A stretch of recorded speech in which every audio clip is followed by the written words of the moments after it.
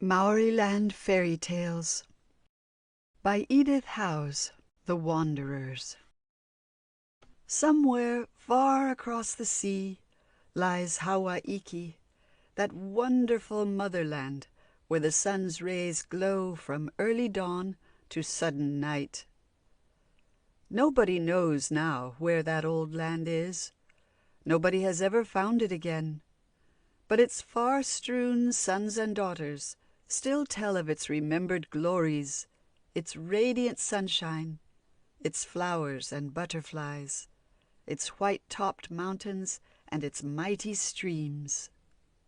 Some think it may have been India, while others say it must have been some age-old continent which has since sunk and now lies buried under the Pacific Ocean.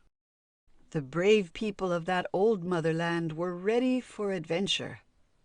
When wars and famine drove them out from their ancient homes, they said, "Let us set out across the sea, that we may find new homes in which to live." They sailed across tropical seas to the islands of the Pacific, some now and some again, setting up their homes where the coconut and breadfruit grow. There they lived their island lives, swimming, diving, fishing, boating, sometimes making long voyages in their carved canoes far out into the great unknown seas. One voyager returned with tidings of a new land seen far to the south, with white-topped mountain peaks such as had shone in Hawaiki. "Let us go to that land. These islands are already overfull," said some. They prepared for the voyage. They built 3 great canoes so long and wide that hundreds of people could sit in them. They curved them high at the prow and ornamented them with beautiful carving. They loaded them with food and water and everything necessary for a long voyage. Then those who were departing bade farewell to friends and sailed across wide, lonely seas to look for that new land. At first the voyage went happily.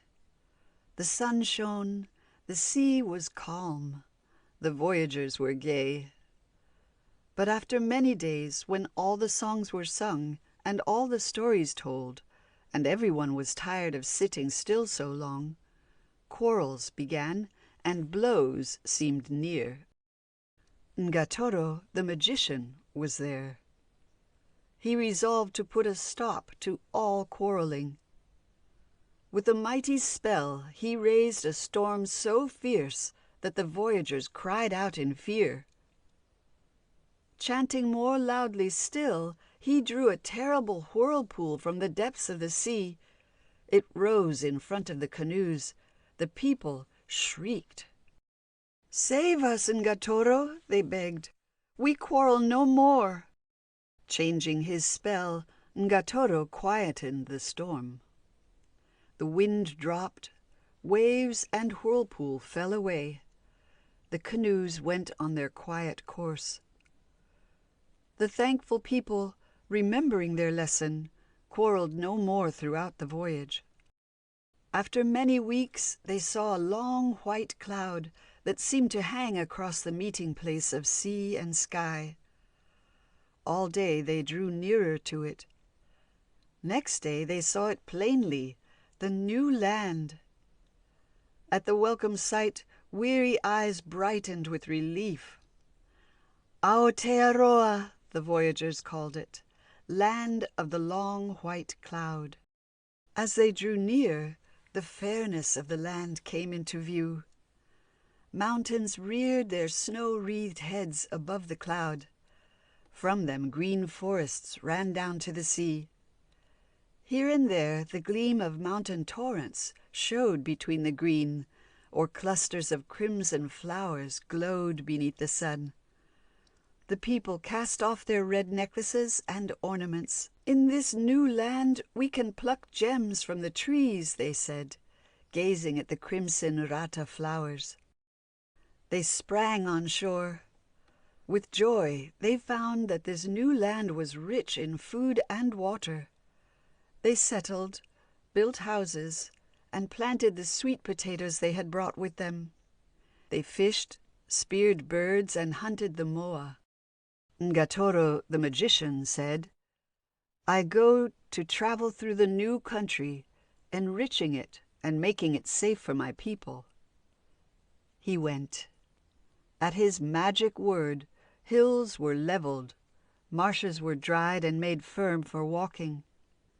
Stamping on the ground, he brought forth springs of water wherever they were needed. He traveled through the forests, placing guardian fairies everywhere. He said, "I go to climb yonder mountain. Fast till my return, that my magic power may be sustained." He climbed and climbed. When he was hidden from their sight among the clouds, the people forgot his words and ate. At once his magic power left him. Crawling painfully where he should be striding lightly, he reached at last the top, only to sink exhausted in the snow. He was freezing in the bitter cold, yet he had no strength to help himself. "I perish," he said, "unless the fire god send me help." He called, and the fire god sent help. From the mountain top fire spouted, flowing over one side. Ngatoro, warming himself, gathered strength to finish his work and descend to his people. When they heard how their carelessness had nearly cost their beloved magician his life, the people were sorry. They promised never again to forget his words. "The fire on the mountain will remind you," he said. The fire still burns, sometimes far down, sometimes at the top. Men call that mountain a volcano. The voyagers stayed on in their new land. When the last of them had gone to his long rest, there were thousands of their children left. These lived and loved and died, as men and women have always done, and their children took their places. So 500 years have passed. The new land has become old, and the story of the great voyage a tale of long ago. But still, in the land of the long white cloud, as in the sunny islands of the tropics, the ancient stories of the unforgotten motherland are told, blended with new happenings in the newer lands. They are the old traditions of the race, mysteries of moon and star and the making of the world, of fire and life and death, and of the making of man. Among them, too, are brave deeds of ancient heroes, and the doings of princes and magicians and the fairy folk that lived in every forest. Listen, little children of today, while I tell you these stories that have for centuries been told to the little brown children in these far islands of the south. The 6 Brothers. In the beginning, so the ancient stories say, the land was dark. No light ever shone upon its surface, for Rangi, master of the sky, hung low over Papa, the earth. In Papa's garden, which was the land, no flowers grew nor trees, nothing but strange half-grown plants whose leaves were flattened as they pressed against great Rangi's arms. For the sake of being together, Sky Father and Earth Mother forgot to care for the growth of flowers and trees, and even for the lives of their own children. In the low, dark garden lived 6 sons, knowing nothing of the light, but wondering much what lay outside, and longing as they grew to stretch themselves and stand upright. Once Rangi lifted up his arms, and for a radiant moment the light streamed in. "Oh, what is that?" the brothers asked. "It is nothing but the light," said Rangi.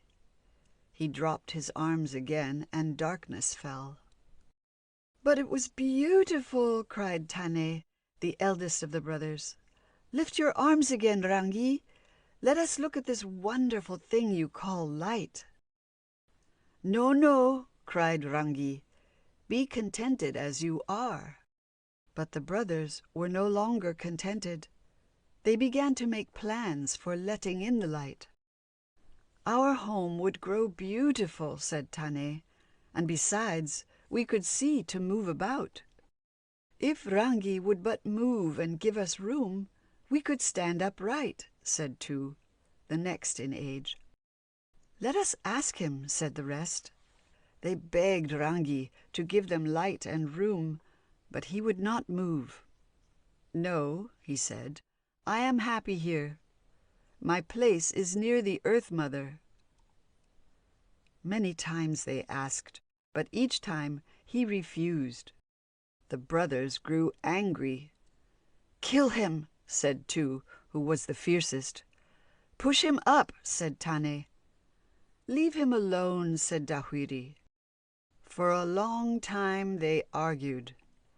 At last they decided that each brother should try to push him up out of the way. "I will try first," said Rongo. He pushed with all his strength, but he could not move the great Rangi. Haumea tried, and Tangaroa, and Tu, but none of them could move him. Now Tane put forth all his strength. Pushing with both hands against Rangi's mighty chest, he raised him slightly from his resting place. "Ah, the light! The light!" cried the brothers. "Push, Tane! Push harder yet!" Tane pushed, using his feet for greater strength. The light streamed in. Higher and higher rose the helpless sky giant. The Earth Mother wept aloud as Rangi was torn from her. Tane, resting a moment from his labors, heard an answering cry from above. "Cruel Tane! You have left me on the mountain peaks. They are tearing my sides." Tane looked up. He had become a giant, had pushed Rangi to the mountain tops, and in his breathing space had left him there to rest upon their jagged peaks. Quick as thought, he ran across the land and up the mountain sides.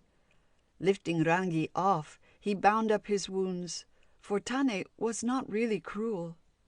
He was determined, however.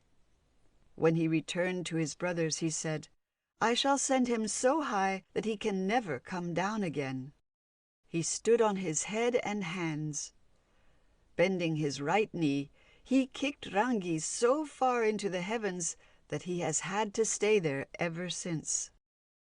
"Now let us make the garden beautiful," said Tane. Tahwiri said, "I shall not help you. I shall go to Rangi," for Tahwiri was always jealous of his brothers. He went to Rangi and lived with him in the sky. The others stayed with the Earth Mother, making her garden beautiful. Tane said, "I will make trees." He made trees and bushes, flowers and moths and butterflies, and sweet singing birds. The sunshine fell warmly on the garden, and everything grew. Tane was well pleased. Rongo made all the food plants that grow in gardens. Haumea made wild food plants. Tangaroa filled the rivers and lakes and sea with fishes. "Earth Mother," said Tane, "weep no more for Rangi. Be happy in your garden." "I am pleased with your love for me and all your kindness to me," said the Earth Mother. "But I cannot cease weeping for Rangi. I think always how cold he must be in the sky, for he is not warmly clad." "I will clothe him better," said Tane. He made a warm, wide cloak of glowing red for Rangi. "I will fasten it with stars," he said. "They are the most beautiful things I have ever seen." He went to the star goblin. "Give me stars for Rangi's cloak," he begged. The star goblin said, "They lie on a mountain at the end of the sky. You must take a long and dangerous journey to reach them." "I will go," said Tane. It was indeed a long and dangerous journey, but Tane was not afraid. He strode gaily over the mountain tops and through the wild, dark lands of night, coming at last to the mountain at the end of the sky. Here he found the gleaming stars piled above the precipices. He gathered a number of the largest and brightest and took them back with him. He stood on the mountain peaks and set the stars in the cloak. But he found that in the sunshine they did not show. So he made a dark cloak for nighttime and placed them in that. There they shone brilliantly. The Earth Mother smiled, well pleased. Still, she was not quite happy about Rangi. She said, "I am afraid lest he should fall from that great height and be hurt." "I can prevent that," said Tane. He made soft cloud pillars. With these he propped up Rangi that he should not fall. So in his kindly way, Tane did what he could for Rangi and the Earth Mother, but these two have never recovered from the sorrow of their parting. Often, in the night, Rangi's tears fall upon the Earth Mother's garden. Men, seeing these tears, call them dew. He looks fondly down upon her from the sun and moon, which are his eyes. She sends up soft sighs of mist to tell him of her never-dying love. Yet they are not quite separated, for their hands, outstretched, touch each other on the low horizon. The brothers were at last happy. Only Tawhiri, still jealous, would not be at peace. He made the winds, setting them at opposite corners of his sky home. One day he called them, together with all the storms and hurricanes, all the rain, hail, and black clouds of the sky. Sweeping down through the air with these terrible helpers, he fell upon Tane's beautiful trees, beating them to the ground. Tane was too late to save his trees, but he called to his brothers to warn them that Tawhiri had come. Rongo and Haumia, in their fear, changed themselves into roots and hid in the garden. Tangaroa changed himself into a fish and jumped into the sea. These brothers have lived in those places ever since. But two stood on high land where Tawhiri's floods could not reach him. There he waited for his jealous brother. When Tawhiri came, he fought him and beat him, and made him promise to stay quietly in his sky home, leaving his brothers in peace. Tawhiri still sometimes sends his winds to tease his brothers, but he is too much afraid of two to work any serious mischief. Tane replanted his trees, and they grew into mighty forests. The garden grows more beautiful every day, for never again can the light be shut out. Tiki. Tane gazed on red clay that lay exposed where earth had fallen from a cliff. "Red, the sacred color," he said, "and earth from which all things grow and flourish. Surely from this I can make something greater than anything I have yet attempted." He gathered the red clay and worked it with his hands, kneading it and fashioning it into a shape like his own. When the shape was made, he breathed into it his own breath. Slowly, life went into the figure, and it began to breathe as if in sleep. Tane stood, chanting a life-giving song. The limbs received their powers. The eyes opened and saw the world. The shape arose and walked. It was Tiki, the first man, whose heart and all inner parts were red as the clay from which he was made. Tane, invisible, watched the man walk with dazed and wondering eyes across the barren plain where he had lain, towards the forest trees where birds were singing. Invisible goddesses floated through the air to look at this new creature. "He will need a mate," they said. From the sunshine that quivered on the trees and the echo that wandered through them, The goddesses wove a fine mist, which limb by limb they shaped into a woman. They sent her out to meet the man, and he was lonely no more. The two lived together in the Earth Mother's garden, and from them have all the men and women come that live there to this day. Tane went to live in the shining sunrise land beside the lake of glowing light. So too was left master of the garden, for he alone of the 6 giant brothers was left. Ever since, the men and women who live there have received good things from 4 of the brothers, from Tane's trees wood for boats and houses, fibrous leaves for ropes and clothing, from Rongo and Haumia roots and berries, from Tangaroa fish. But from 2 they received an evil gift, for he taught them the art of fighting. Yet, strange to say, they worshipped him more than any of the brothers. They made him their god of war, and since then, peace has left the earth. Tahuaki's climb. Tahuaki, the prince, was so brave and handsome and did so many noble deeds that his fame went abroad throughout the land. At last, even the sky fairies heard of him. One of them said, "I wonder whether this earth prince is as brave and handsome as they say he is. I will go down to the earth to see." One summer morning she descended to the earth. Herself unseen, she watched Tahuaki, finding him even braver and more handsome than anyone had told her.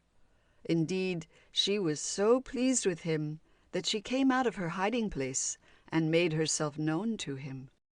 Each day she came down to talk to him. He was glad and proud, for no earth princess was half so beautiful. Besides, was she not a sky fairy? At last these two became so fond of one another that they were married. The sky fairy left her home above the clouds and lived on the earth as Tahuaki's wife. Such a thing had never happened before. When the other sky fairies heard of it, they were exceedingly angry. "She belongs to us," they said. "She must come back." But she refused to come. "I love Tahuaki," she said. "I will not leave him." They made up their minds to carry her off. One day they swooped down upon the island and carried her away before Tahuaki's very eyes. She struggled with all her strength to free herself, while Tahuaki tried to hold her back and beat the sky fairies off. But the sky fairies were too powerful. They pushed Tahuaki aside and carried his wife away. "Sky fairies must not live on the earth," they said. "You shall never return to Tahuaki." "Come to me then, Tahuaki. Come to me in the sky," she called, her voice growing fainter as she was borne out of his hearing. Tahuaki stretched up despairing arms. What could he do? He had no means of following her, and yet the loneliness without her. For many sad and weary days he wandered hopelessly about, unable to find a way of reaching her. He asked the eagles to carry him, but they replied that they could never reach the sky. He climbed mountain after mountain, but none was high enough. One morning, passing through the mountain land, he came upon an old woman sitting alone. An old, old woman she was. In her hand she held a fine white spider thread. "Who are you?" asked Tahuaki. "I am called the Old Grandmother," she replied. "What are you doing in this lonely place?" "Holding this thread." Tahuaki's eye followed the thread up. "Where is the other end?" he asked. "In the sky." "What is it for?" asked Tahuaki eagerly. The old woman eyed him steadily. "If a man on the earth wished to go to Skyland, he might climb this thread," she said. It would bear him, but he must be very brave, for if he once looked back or lost heart, he would fall and be dashed to pieces. I do not think any earthman is brave enough to attempt the deed."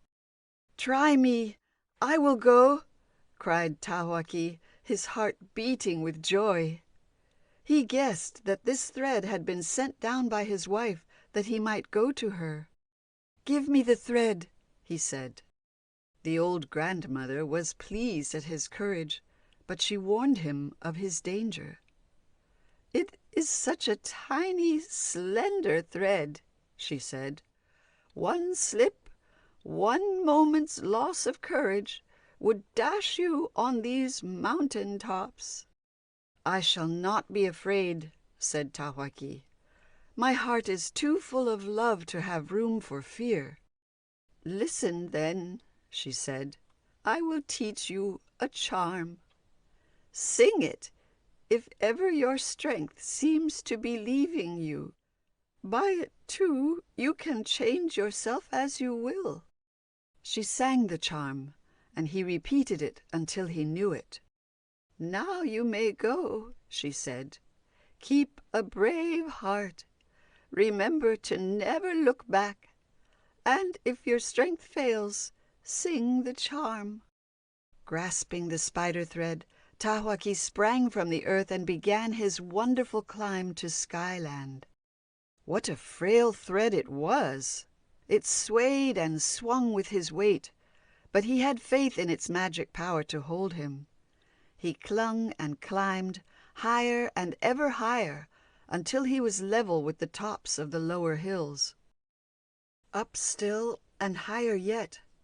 Now he was level with the highest mountains. Now he was above them. He was passing through Cloudland. What if the thread should break or come loose? He would not think of such accidents. His wife was at the top. It was cold, cold and wet in Cloudland, and he had been climbing for hours. His strength began to ebb. Then he remembered the charm, and sang it with all his might as he passed through the great lonely spaces beneath Skyland. Over and over again he sang it, till weariness fled and strength returned. Climbing now quickly and joyfully, he came to the first of the 10 Skylands. He pushed himself through the flooring, and it cracked in all directions. A deluge of water rushed through the hole. He sprang up and looked round. The water was overflowing from the edge of a lake in which sky fairies were bathing. "That water will make a flood on the earth," he thought. But he did not stay to look back, nor even to watch the sky fairies. He knew his wife's home was not here, but on the 4th Skyland. He grasped the thread again and went on his way. When he reached the 2nd Skyland, he met a snake-shaped fish. Behind this fish crawled hundreds of smaller ones. "Who are you?" Tawaki asked boldly. "I am the Eel King," replied the fish. "I am looking for water. Up here we are parched and dry. How is it in the earth?" "Uncomfortably wet, I should say, for I have cracked the lowest Skyland and let the water through from the fairies' lake," said Tawaki. "Good," said the Eel King. "The earth is the very place for us. Come, my children, to this delightful earth." With his wriggling people, he slid down through the hole to the earth, and here he has stayed ever since. Before that, there were no eels in the creeks and rivers of the world. On the 3rd Skyland, Tawaki met the pukaki. The bird stretched its long neck in astonishment at the sight of an earthman. "Where are you going?" he asked. "To the 4th Skyland," replied Tawaki. "What is the earth like just now?" was the bird's next question. "Very wet. Flooded, in fact," said Tawaki. "You don't say so!" cried the bird joyfully. Why, that is the kind of world I want. Here there is no swamp. I shall go down to the earth. Tell me, do the fairies know you are on your way to their land?" "No," said Tawaki. "I do not wish them to know that." "Oh, indeed! Then I shall give them warning." The mischievous bird raised his head to give a cry that should reach the fourth skyland. Just in time, Tawaki caught him by the nose, pinching it so hard that the pukaki could make no sound. He pulled and struggled to break loose, but Tawaki held on. Tawaki said, "Will you promise to keep quiet if I let you go?" A subdued droop of the bird's tail seemed to answer yes, so Tawaki loosed his hold. The pukaki fled down through the hole to the earth. Ever since that day, his nose has been red from Tawaki's pinching, and all his children and children's children have been hatched with crimson noses. Tawaki climbed the fourth skyland. Here the thread ended. He looked about him. This skyland was beautiful, clothed in green forests and decked with bright flowers. Through the trees he saw the gleam of water. Listening, he heard the sound of voices. He crept quietly towards the voices. Near the lake, the fairies who had carried off his wife were making a canoe. "If I follow these fairies, I shall find my wife," thought Tawaki. "But they must not know me, or they will send me down to earth again. I will change my form." He stole back into the forest and softly sang his charm. By the time it was finished, he had the appearance of a poor, miserable old man. No one would have recognized in him the handsome Tawaki. He walked slowly towards the fairies. "Look at that old man," said one. "Where has he come from?" "Make him work," said another. "He shall carry our axes home." They loaded Tawaki with axes, and he followed them towards their home. What would my people say if they could see their prince carrying tools like a slave, he thought. But it is for my wife's sake. For her I will suffer anything. An idea came to him. He called to the fairies, "Do not wait for me. I am old and cannot walk fast. I will follow you slowly." The fairies went on. As soon as they were out of sight, Tawaki changed himself to his old strength of limb. Running back to the canoe, he worked at it until one side was finished. "My work is better than theirs," he said. "They may be glad to learn from me." He ran through the forest till he almost reached the fairies. Then he returned to the form of the old man carrying the axes. At the fairies' home, he saw his wife. She sat sadly by herself, taking no interest in anything.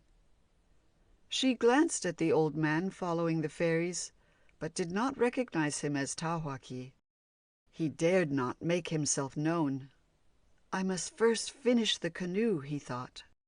Early the next morning, the fairies again set off for the forest, Tawaki carrying the tools. When they reached the canoe, the fairies stood lost in astonishment. "Who has been working at our canoe? It is half done, and so well done. Who can it be?" Nobody knew, and of course nobody suspected the feeble old man. After talking a great deal about it and coming to no solution of the mystery, they set to work chopping and adzing all through the day. When the evening came, Tawaki did exactly as he had done the night before. The next morning, the other side of their canoe was finished. "Tonight we will watch," they said. This was just what Tawaki wished. When the evening came, he changed himself into the strong and handsome Tawaki, knowing that the fairies were waiting in the forest to surprise him. They came rushing out from behind the trees. "We have found you at last, kind worker," they shouted. He turned his face to them and they saw that he was Tawhaki. Without a word, he set off at a run for his wife's home. The angry, puzzled fairies followed him. Some said, "He shall not stay. Send him back to earth." Others said, "Let him stay. He can teach us the building of canoes. We can make a sky fairy of him, and his wife will then be happy." They reached the house. Tawhaki ran in and stood before his wife. She knew him now and sprang to meet him. They held each other's hands and showed their joy so plainly that the fairies could not bear to part them. "He shall stay," they agreed. They gave him fairy power so that he can never die. Today he lives in happiness with his fairy wife. So powerful has he grown in magic that men, hearing his footsteps on the floor of Skyland, call them thunder. And when he lifts his arms, lightning flashes from his armpits. How the Moon Was Made. Long, long ago, before there was a moon in the sky, there lived two beautiful maidens who loved each other dearly. One was called by a name that meant shining eyes, and the other by a name that meant rippling hair. Shining Eyes had heard a great deal about the fire that never goes out.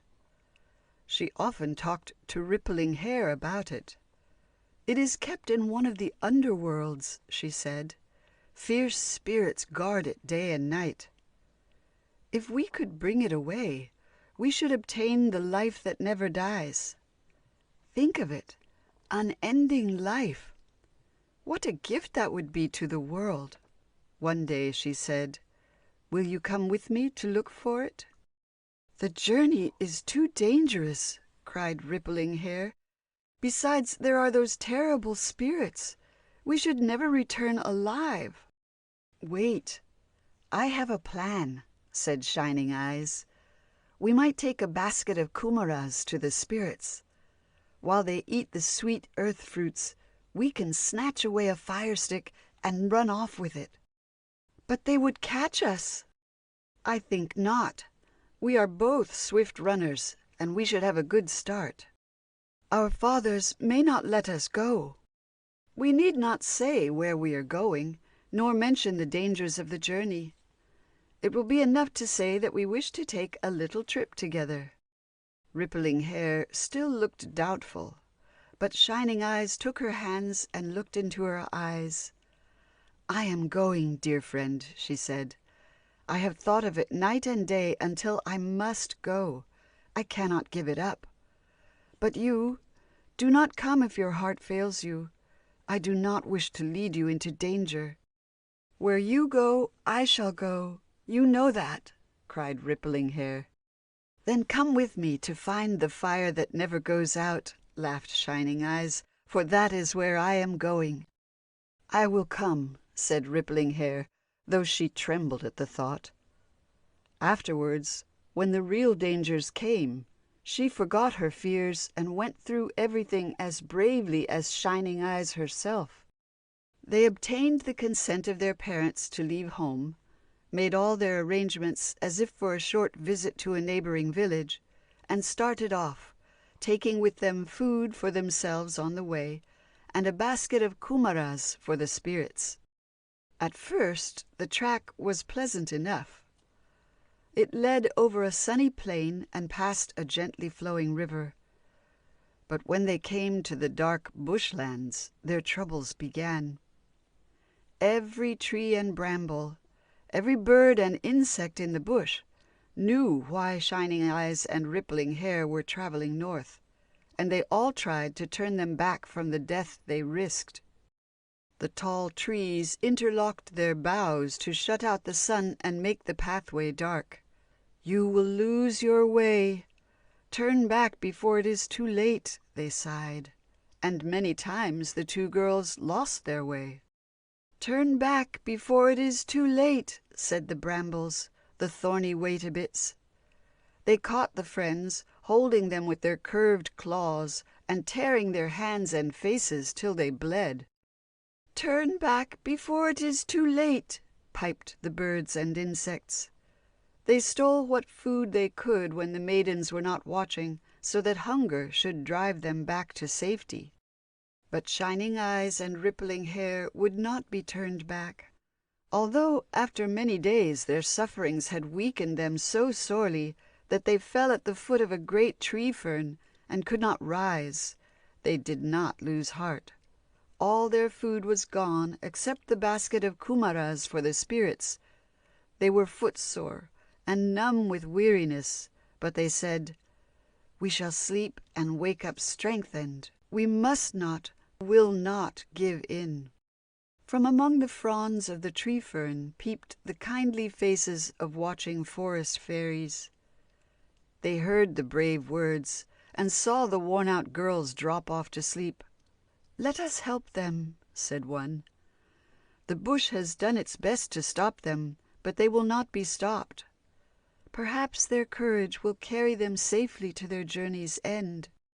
They trooped down from the tree fern, carried the sleepers to the fairy palace, and laid them on beds of softest down to dream the night away. In the morning they brought magic foods and drinks that took away all pain and weariness. The two girls, strong and well once more, went on their way with grateful, happy hearts. Leaving the bush behind, they came into the mountain land. The mountains put forth all their terrors to turn them back from death. Little hills raised themselves into mountains to tire their feet. Mountains stretched themselves almost to the sky. The girls went on as if nothing had happened. The hills and mountains, seeing this, fell back again to their old size, and the girls climbed over them with ease. Sometimes great rocks sprang suddenly into their path, deep clefts opened before their feet. Mountain storms roared about their heads. Once a mountain giant chased them, but they neither faltered nor turned back, and at last the mountains said, "Leave them alone. Their courage will carry them safely through to their purpose." They came at last to the end of the land. Below them lay the sea. Above them towered a beautiful tree with crimson flowers. They stood on the edge of the cliff and looked at the twisted roots that led from the tree down the face of the rock to the beach below. "The tree is called Spray Sprinkled," said Shining Eyes. "Between its lowest roots lies the opening to the underworld. To that higher point above us come each night the souls of those who have died during the day. There they pause once to sigh, then fling themselves below to enter that dark underworld. If we can save our friends from death and this sad end, our sufferings on the way have been worthwhile." Through the night they rested. When the morning broke, they descended by the roots and found the opening to the underworld. A narrow passage, dark as night, led into the earth. Trembling, they entered in, groping their slow way with beating hearts. After a long time, a gleam of light shone out in front. They walked faster. Coming to the end of the passage, they peeped out. Before them lay a wide open plain lit by a fire made of 3 sticks crossed. In front of the fire sat 3 fierce old spirits. "The fire that never goes out," whispered Shining Eyes. "Give me the kumaras." Silently as they could, the girls approached the fire. But the spirits heard their steps. "Mortals!" they shrieked, starting up in anger. Shining Eyes held out the basket of kumaras. "See," she said, "we have brought you these earth fruits. You have none so sweet down here." Astonished at her boldness, the spirits took the kumaras and crowded round to taste them. Stooping, Shining Eyes snatched a fire stick from the ground and flew with Rippling Hair towards the entrance to the passage. They had almost reached the entrance when screams of rage behind them told them that their trick was discovered. "Quick, oh quick!" breathed Shining Eyes. Up the long passage, now lit by the flaming stick, they fled with desperate swiftness. Behind them came the spirits, gaining on them with every step. "If only we can keep the lead till we reach the opening," panted Rippling Hair in front. "Ah, here it is! We are saved!" She sprang through the opening, turned, and grasped her friend's hand to pull her through. But at that moment, one of the spirits reached Shining Eyes and seized her heel. "I am held!" gasped Shining Eyes. She struggled wildly, while Rippling Hair pulled with all her strength. They could not free her heel. "Drop the fire stick and give me both hands," Rippling Hair whispered. "Drop it, or you will be pulled back, and that means death." "I will not lose it. It is unending life," cried Shining Eyes. With one tremendous effort, she hurled it far into the sky. Seizing the freed hand, Rippling Hair jerked her friend out of the spirit's grasp onto the sandy beach above the opening. The spirits dared not come above the ground. They fled back through the passage, screaming with rage at the loss of their cherished stick. The girls lay panting on the beach, their eyes directed to the flaming stick. From where Shining Eyes had flung it, it whirled higher and yet higher, faster and faster, until it whirled itself into a ball. Rangi looked down and saw it coming.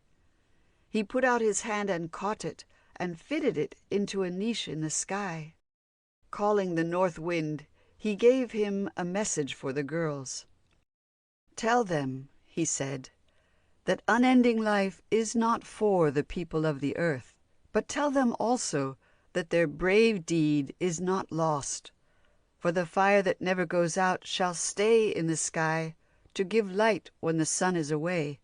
Through it I can look down upon the Earth Mother at night. By its light men shall see to walk when otherwise it would be dark. Let the maidens return to their homes, knowing that forever men will bless them for the good deed they have done." The girls listened to the message and were comforted for the loss of the stick. They retraced their steps, arriving home in safety to relate their doings to their friends. The people were astonished, but they saw the new great light in the sky, so they believed the girls and loved them for their noble courage. And the great light still shines on in the sky. Men call it the moon. Brother and sister. Rupe and Hina were brother and sister, but they loved each other with a love greater than that of most brothers and sisters. So close was the bond between them that they were scarcely happy except when together. One day, Hina fell into the sea and was carried out by the tide. Fortunately, she wore a magic girdle. This protected her from death, but she went floating out over the horizon, miles away from her home and parents and beloved brother. Nobody had seen her fall. When she was missed, there was a grief-stricken search. No trace of her could be found. "She must be dead," her friends whispered. Rupe overheard them. "She is not dead," he cried. "Something in my heart tells me she is not dead. I go to find her." He set off, traveling from one end of the land to the other, seeking her. For months, for over a year, he sought her fruitlessly. In the meantime, she was floating, drifting through the sea, upborne by the waves, saved by the magic girdle from every death that threatened her. In her slow progress, little seaweed tendrils clasped themselves about her. Pink-tipped barnacles attached themselves to her. For many months she floated on, till at last she was thrown up by the surf on the sandy beach of a little island. There she lay, helpless and unconscious from her long voyage in the water. The people of the island found her, took her in, gently scraped off the sea things that still clung to her, and showed her every kindness. After a while the king heard of her, and was so charmed with her sweetness and beauty that he took her to live in his royal home. So a year passed by. Just at this time Rupe gave up seeking for her on the land. "I will go to Rehua," he said. Repeating a powerful spell, he changed himself into a pigeon. He had a long, weary flight before him to the highest skyland, for this was where Rehua lived. Rehua was the greatest of all sky fairies. He knew everything. He would surely know where Hina was. Soaring bravely, Rupe mounted higher and higher, his love for his sister upholding his tiring wings. Up he went through the great sun-filled spaces till he reached the first skyland. From that to the second, the third, the fourth, on to the 10th. At last he stood before Rehua. "Murmurs concerning you have risen to me from a little island in the sea," was Rehua's answer to the question Rupe put to him. He pointed out the island in the world that lay so far below. Back to the earth, straight as a stone in his course for the little island, Rupe took his downward flight. Alighting at Hina's dwelling place, he flew to her window-sill. There he waited to be seen by her. Some of the king's servants saw him.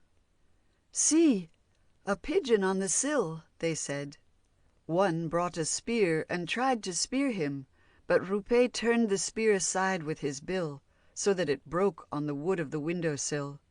Another brought a noose and tried to snare him, but each time he turned his head aside and the noose fell away. "Magic!" cried the servants. "A magic bird! We cannot harm him." They told Hina of the magic visitor. "Leave the bird alone while I look at it," she said. Long and earnestly she looked. "It is my brother!" she cried at last. "It is Rupe!" Taking again his natural shape, Rupe embraced his long-lost sister, telling her the story of his weary search for her. In return, she told him of her strange voyage and her life on this far island, where king and people were all kindness to her. "Come with me to the 10th skyland where Rehua lives," said Rupe. "There is brightness such as never glows on this low earth. There is beauty, there is joy. There we may live together all our lives." "I will come," said Hina. By spells, Rupe changed their shapes to those of pigeons. Together they flew through the upper sunlit spaces till they reached the 10th skyland. There, with Rehua, they spent together their happy days. The Sea King's Victory. The Sea King, in his palace under the water, heard the sound of bitter weeping on the shore. "Somebody is in trouble," he said. "I must see what is the matter." He changed himself into a fish and swam to the shore to look. A woman walked along the beach, wailing loudly. "Why do you weep?" asked the Sea King. The woman stopped, looked into the water and saw the fish, and guessed that he must be the king. "I weep because I have lost my husband," she replied. "We quarreled and he left me. He lives now in the next village. Why we quarreled I hardly know, for indeed we love one another. I have been to the village to beg him to come back to me. He would have come, but his friends laughed at him for yielding, so I return alone and sorrowful." She told her tale with such heartbroken sobs that the Sea King's pity rose on her behalf. "I will send a message to the village. Maybe your husband will soon return to you," he said. "Go quietly home and await events." The wife went home, not much comforted. She was doubtful of the Sea King's power on land. The Sea King himself had no doubts. He called a seagull. "Go to the village nearby," he said, "and tell the people to restore the husband to the wife. Say that I, the Sea King, command it." The seagull flew with the message.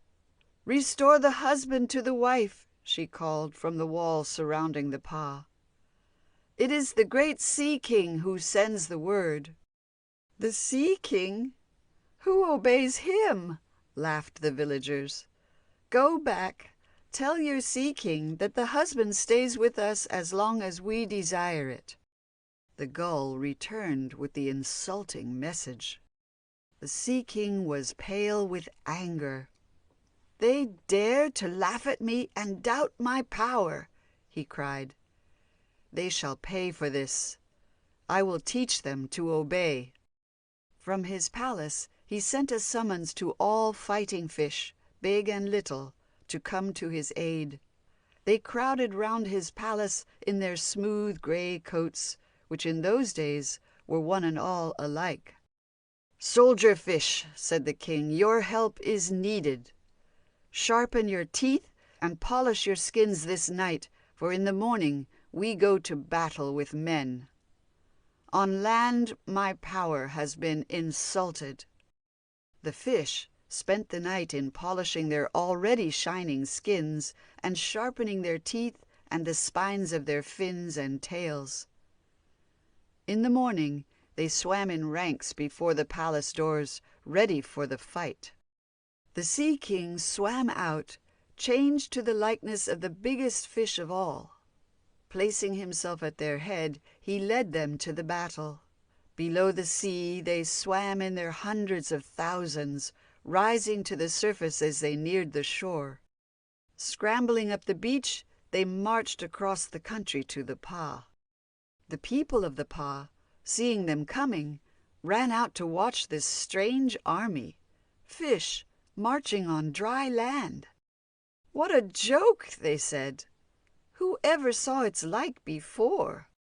One man, wiser than his fellows, shouted, "It is the Sea King's army. This is no joke, but grim war. Remember, we laughed at the Sea King's power. To your houses for your spears and axes." Someone cried, "But fish cannot fight with men." "We must destroy this army, or it will destroy us," replied the first. The men ran to their houses, caught up their spears and axes, and came out to fight the fish. Now began the strangest battle ever seen. Over the wall of the pah slid the great fish army, rank on rank, column after column, until the ground between the houses was covered with their moving bodies. The men speared and hacked and cut at the fish, while the fish fought fiercely with sharp teeth and spiked fins and flapping tails, or threw the men by wriggling with polished skins beneath their feet. The battle raged all day. The men fought for supremacy, but the numbers and the courage of the fish wore them out. When evening came, on all sides men lay wounded and beaten. The fish army had won. The Sea King stood high in his kingly shape again, looking down on the beaten men. "You will send back the husband to the wife," he commanded. "Yes," they answered. "You will never again laugh at my power on land?" "No." "That is well. Bid the husband stand before me." The husband came. "Back to your wife. Quarrel no more. Treat her kindly and be happy," said the king. Without a word, the husband turned and went home to his wife to live with her happily ever after. The Sea King led his victorious army back to his sea palace. "You have done nobly," he said. "Ask me what boon you will, and if it is mine to give, you shall have it." One by one, the fish swam up, and stated each his heart's desire. One by one their requests were granted. Most of them had seen strange sights upon the land, colors and forms such as were never seen below the sea. From these they chose their gifts. A cod had gazed upon the gorgeous colors of the sunset, and asked for these upon its back. Another preferred to wear the soft blue of the summer sky. One had seen a boy's kite, and wished to resemble it in shape. That is why today the skate is broad and flat. One wished to be red like blood, and to be able to groan like a wounded man. And so you may always hear the gurnet groan when it is caught. One asked that a spear might be fixed at the end of his nose. To this day he carries it there, and men call him the guard-fish. So, in turn, every soldier won what he most desired. This is how the fish obtained their varying shapes and colors.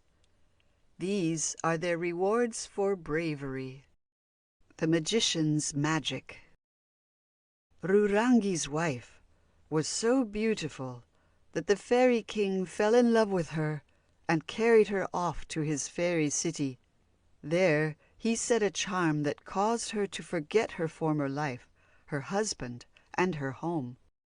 When Rurangi came home at night to find his house empty, his beloved wife gone, his grief was terrible. After a fruitless search, he went to a magician. "Find out where my wife is," he begged. "What will you give me for my services?" asked the magician. "Half my crop of sweet potatoes." "Good. I will find her." He made his magic ring and looked through his magic eyes. "Your wife is in the city of the Fairy King," he said at last. "The Fairy King has set a charm to make her forget you and her home. You must go to the fairy city for her. I will say a spell that will cause her to remember everything when you appear." He said the spell. When he had finished, he said, "Take red ochre with you to rub on your wife's skin. The fairies will then be powerless to touch her." Rurangi set off, taking red ochre with him. After many days of traveling, he reached the fairy city, a quaint cluster of peaked houses built on a flat-topped hill. He climbed the hill and walked through the city, but houses and streets were empty. Not a fairy was to be seen. On the next hill, sports were being held. Everybody from the fairy city had gone to see them. Rurangi's beautiful wife walked on the sports ground with the Fairy King, watching with idle eyes the racing, jumping, and throwing of the fairy people. Suddenly, as Rurangi's foot touched the empty fairy city on the neighbor hill, the magician's spell did its work. In a flash, her memory came back. "My husband, my Rurangi," she thought. "What magic has bound me? I must escape." Two fairies wrestled on the course. The king and all his people watched with eager interest. "I wish to speak to your brothers behind us," she said to the king. He nodded permission, his eyes on the performers. She turned and walked downhill, stopping but a moment to speak to the king's brothers. Once out of sight, she hurried on, meaning to escape. Passing through the fairy city, she met her husband looking for her. "Rurangi, my husband, take me home," she cried. Rurangi's heart sang for joy. He rubbed red ochre on her face and neck, that no fairy spell should overtake her. Then he took her home. When they reached their country, a great feast of welcome was given by their friends for joy at their safe return. On the sports ground, the Fairy King waited for Rurangi's wife. When she did not return, he sent a messenger for her. The messenger brought word that she had gone on to the city. "It is well," said the king. "She rests. She has but mortal strength. When the sports were over, the fairies all went home, but she was not in the city. No clue was left but the prints of footsteps down the hill. The king examined the footprints. "They are those of Rurangi and his wife," he cried. "He has dared to enter my city and take her from me. He shall be punished. She shall return. Bring the army together with all speed. In 3 days we march on Rurangi's city." For 2 days the fairy army prepared their weapons and exercised themselves. On the 3rd day they marched for Rurangi's home, the fairy king at their head. Through the land the alarm was spread by swift-footed messengers. "The fairy king draws near with his army." "Prepare for war," Rurangi commanded.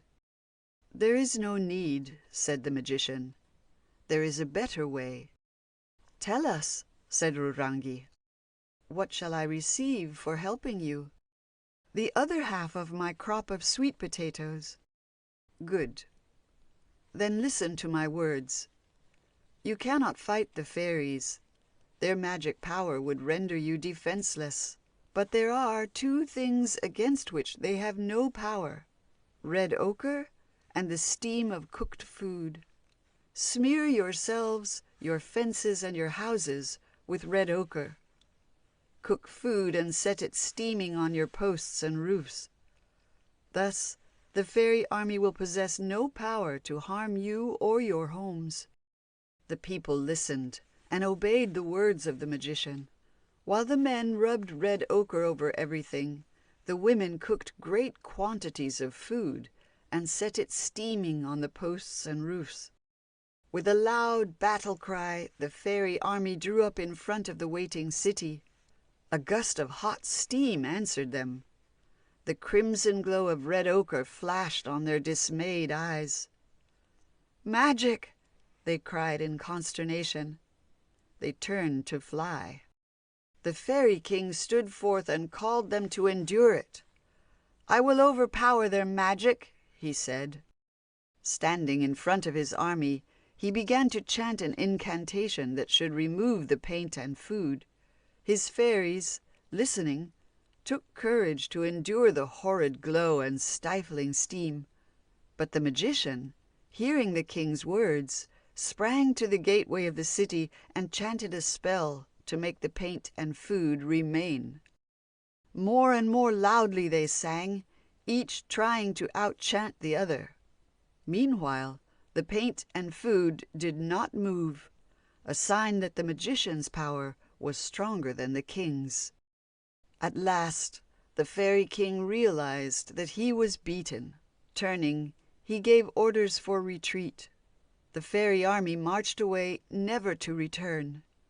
Rurangi and his beautiful wife were saved by the magician's magic. Maui. When he was a baby, Maui was lost on the seashore. But though lost, he was not harmed, for the sea creatures took care of him. Little waves rocked him to and fro. Jellyfish made a soft bed for him. Seaweeds floated above his limbs to shelter him. Beach winds crooned light cradle songs to lull him off to sleep. He slept happily till hungry seabirds spied him. With their cruel eyes and strong hooked beaks, they gathered round him, eager for a feast.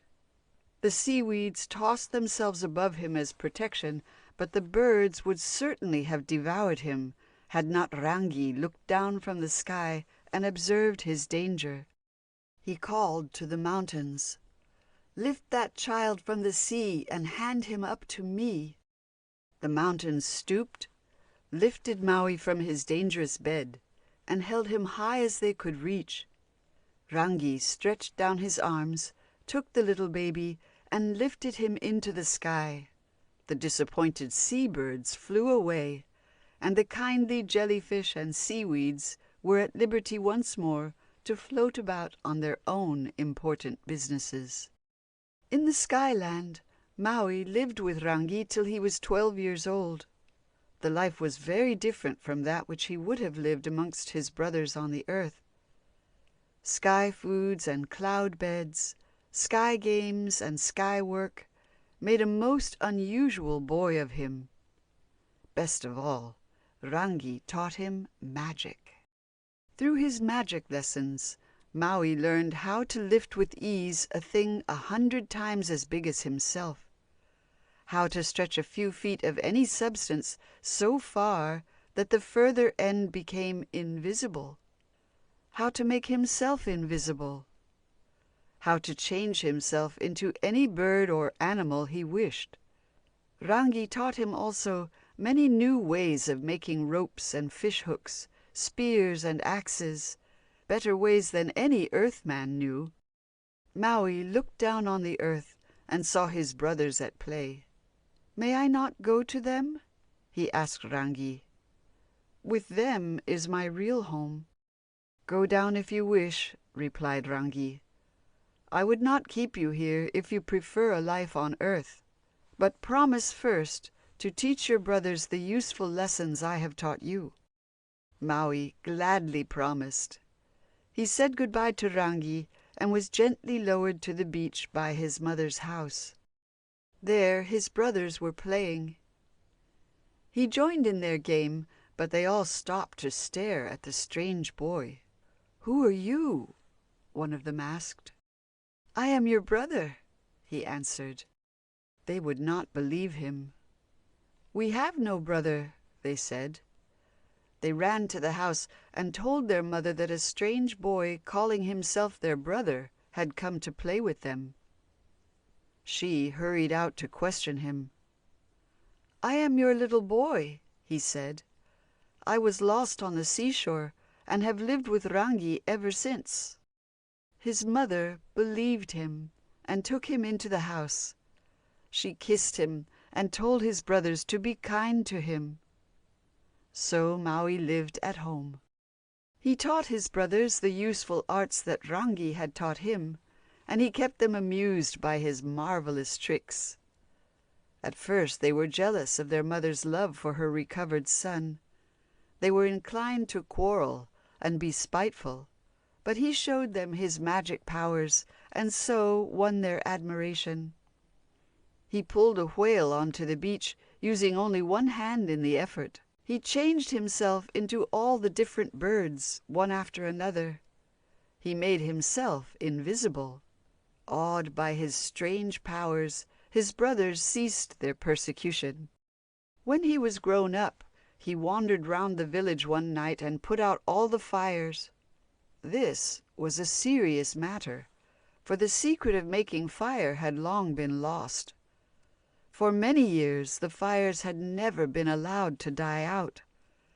Now they were gone, and nobody knew how to start another.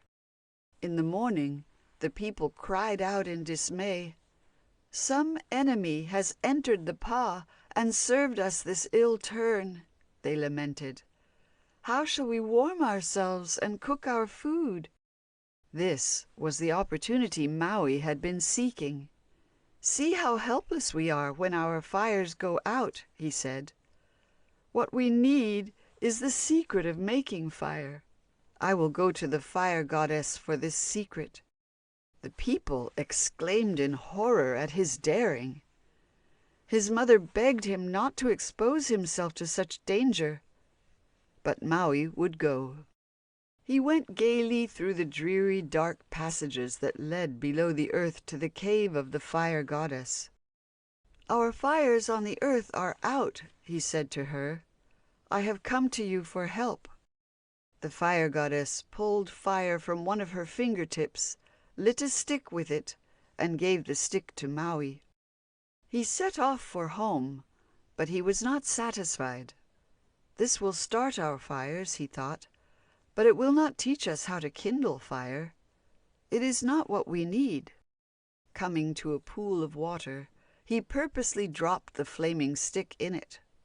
The fire went out, and he carried the stick back to the fire goddess.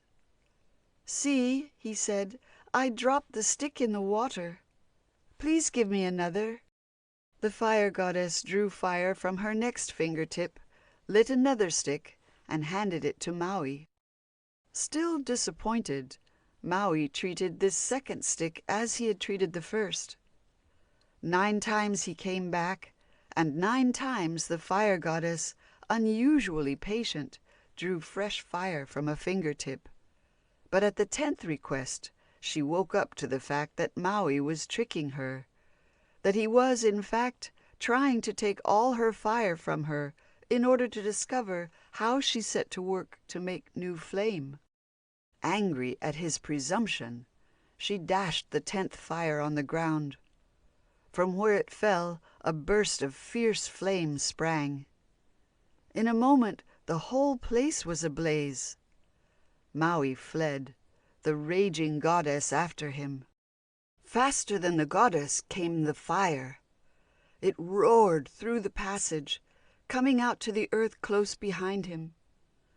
The surrounding forest caught, and Maui was soon wreathed in flames.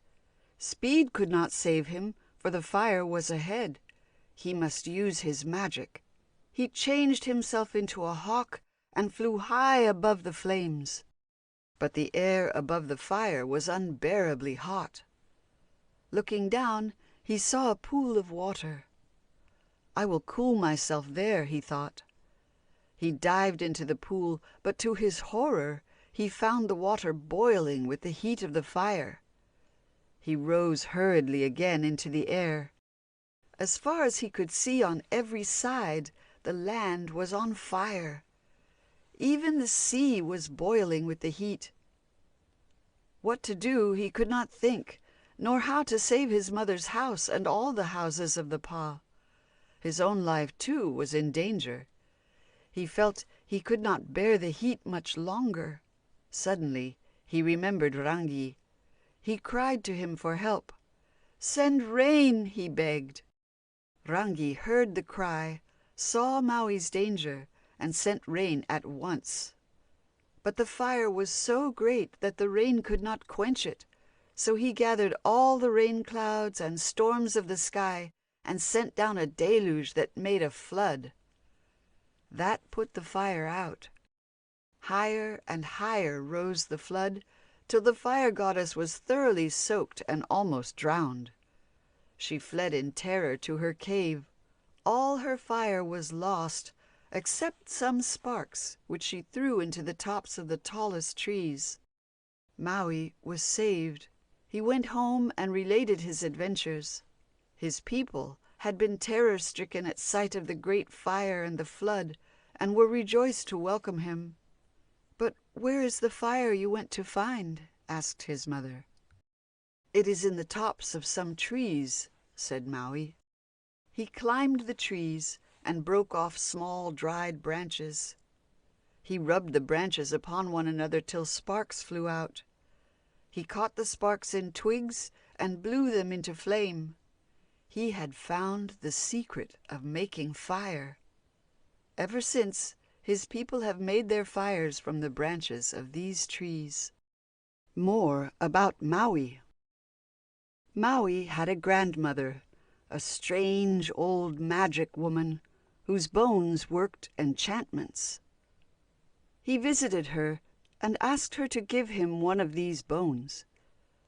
She slipped out her jawbone from its place and presented it to him. He returned home delighted, for now his magic powers would become greater than ever. It was summertime, and the days were burning hot. The people grumbled at the sun. "He is too fiery," they said. The women said, "He travels so fast through the sky that darkness comes before our work is finished." "Ah," thought Maui, "the magic jawbone shall help me now." He said to his brothers, "Come, we shall force the sun to move more slowly." Everybody laughed at such a wild idea. The brothers were afraid to go, but Maui spoke of the magic bone and persuaded them to trust his powers and help him. For the next few weeks, he and his brothers were busy men, twisting ropes stronger, longer, and thicker than any seen on earth before. Maui sang a spell over them to make them proof against the power of the sun. When the ropes were finished, the men set out for the edge of the world. They traveled by night, resting in the shadow of the bush by day, so that the sun should not see them and guess their intention. When they reached the edge of the world, they lay down to wait for the dawn. Maui gave his orders. "When the sun begins to rise above the edge, fling the ropes over him, then hold him firmly while I beat him." Presently, morning broke and the sun came rushing up to his day's work. "Wait till we can see the middle of him," whispered Maui. "Now!" As the round body came into full view, they threw the ropes and caught the sun fast. He struggled, he panted, he roared. He threatened Maui with every penalty he could remember. But Maui only laughed, and the ropes held fast. Then Maui beat him with the magic jawbone till he was so flattened out, and his rays so scattered, that he has never since been able to scorch the world as he did before. When the beating was over, and the sun was whining for mercy, Maui tied the ends of the ropes firmly to the edge of the world. "You must move slowly in future," he said, "for you are tied to the earth. The day will be longer now." Maui and his brothers returned home, well pleased with their work. On a cloudy day, the ropes may still be seen, stretching from the earth upward to the sun. Anyone not knowing the story might mistake them for long beams of light, but in reality, they are the magic ropes, the signs of Maui's mastery over the sun. Strange to say, the brothers began to fear Maui. They were afraid that someday he might turn his magic against them. When they could, they made their excursions without him. One day, when going fishing, they refused to take him in the boat. He allowed them to start without him, then changed himself into a bird and overtook them. "Row far out," he commanded as he seated himself in the boat. "Why should we?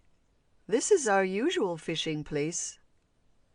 The brothers were frightened and uneasy at finding that they could not escape from Maui. Maui said, "One reason for going further out is that you will catch more fish if you do." "How do you know that?" "Do I not know many things that you have never learned?" asked Maui impatiently. "That is true," said one of the brothers. "Perhaps it is best to go." They rowed farther out till Maui said, "Stop! Let down your lines." In a few minutes they caught so many fish that the boat was heavily laden. "We have enough," said one. "Let us go home." "I have my fishing to do yet," said Maui. "For that you must row further out."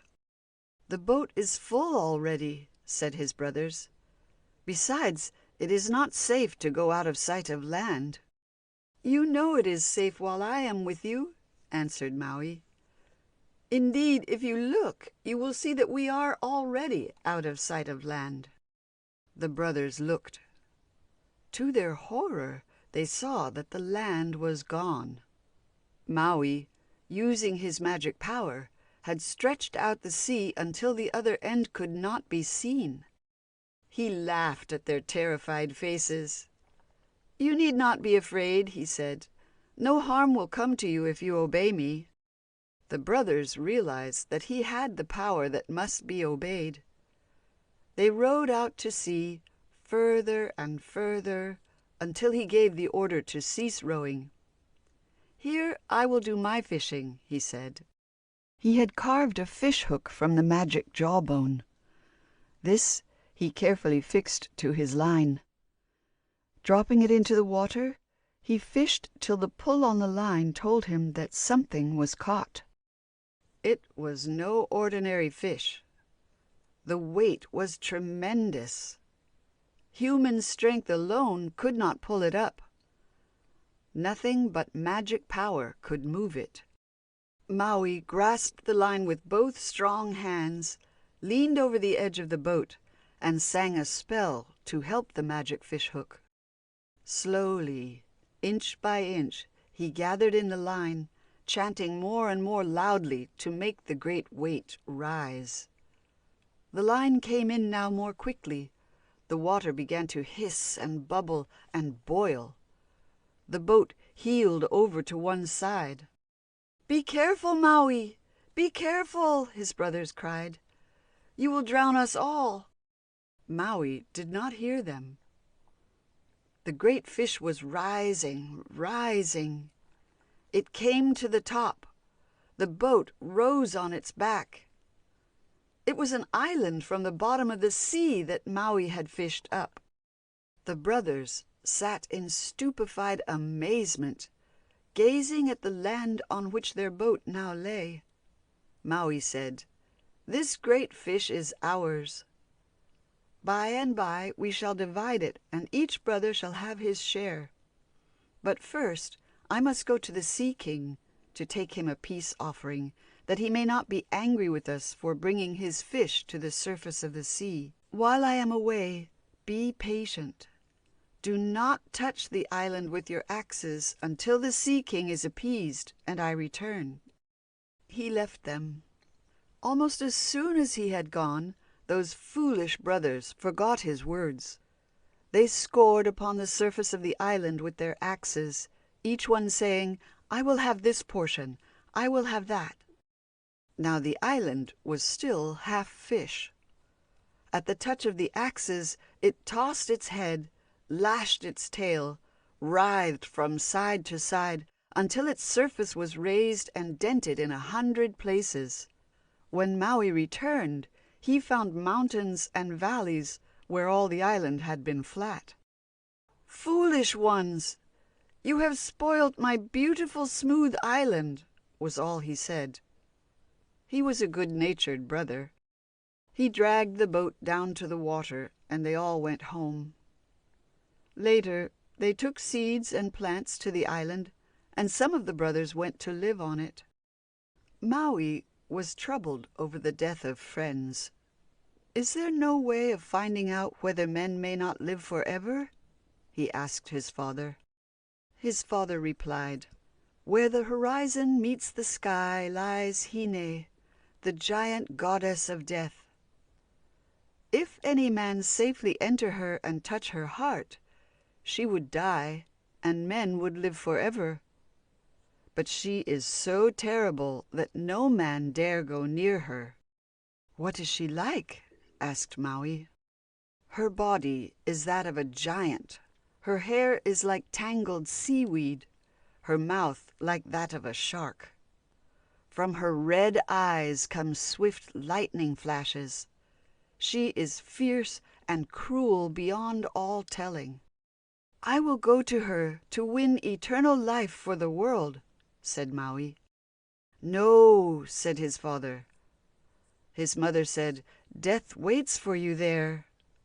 Something tells me that if you go, I shall never see you again. Do not go." Maui would not be dissuaded. "Have I not beaten the sun?" he asked. "Have I not fished up a great island to be a home for men? My magic shall protect me. I will go." He tried to find companions for his journey, but everybody was afraid. Even his brothers, though they knew his powers, would not face the dreadful goddess. At last he set forth alone. Then the birds, who loved him, gathered round to keep him company. They hopped and flitted beside him on the track, cheering him with their merry talk and sweet bush songs. At the end of their long journey, they came on Hine, fast asleep. "Silence now," Maui whispered to his little friends. "I shall jump down her throat as she lies there with her mouth so widely open.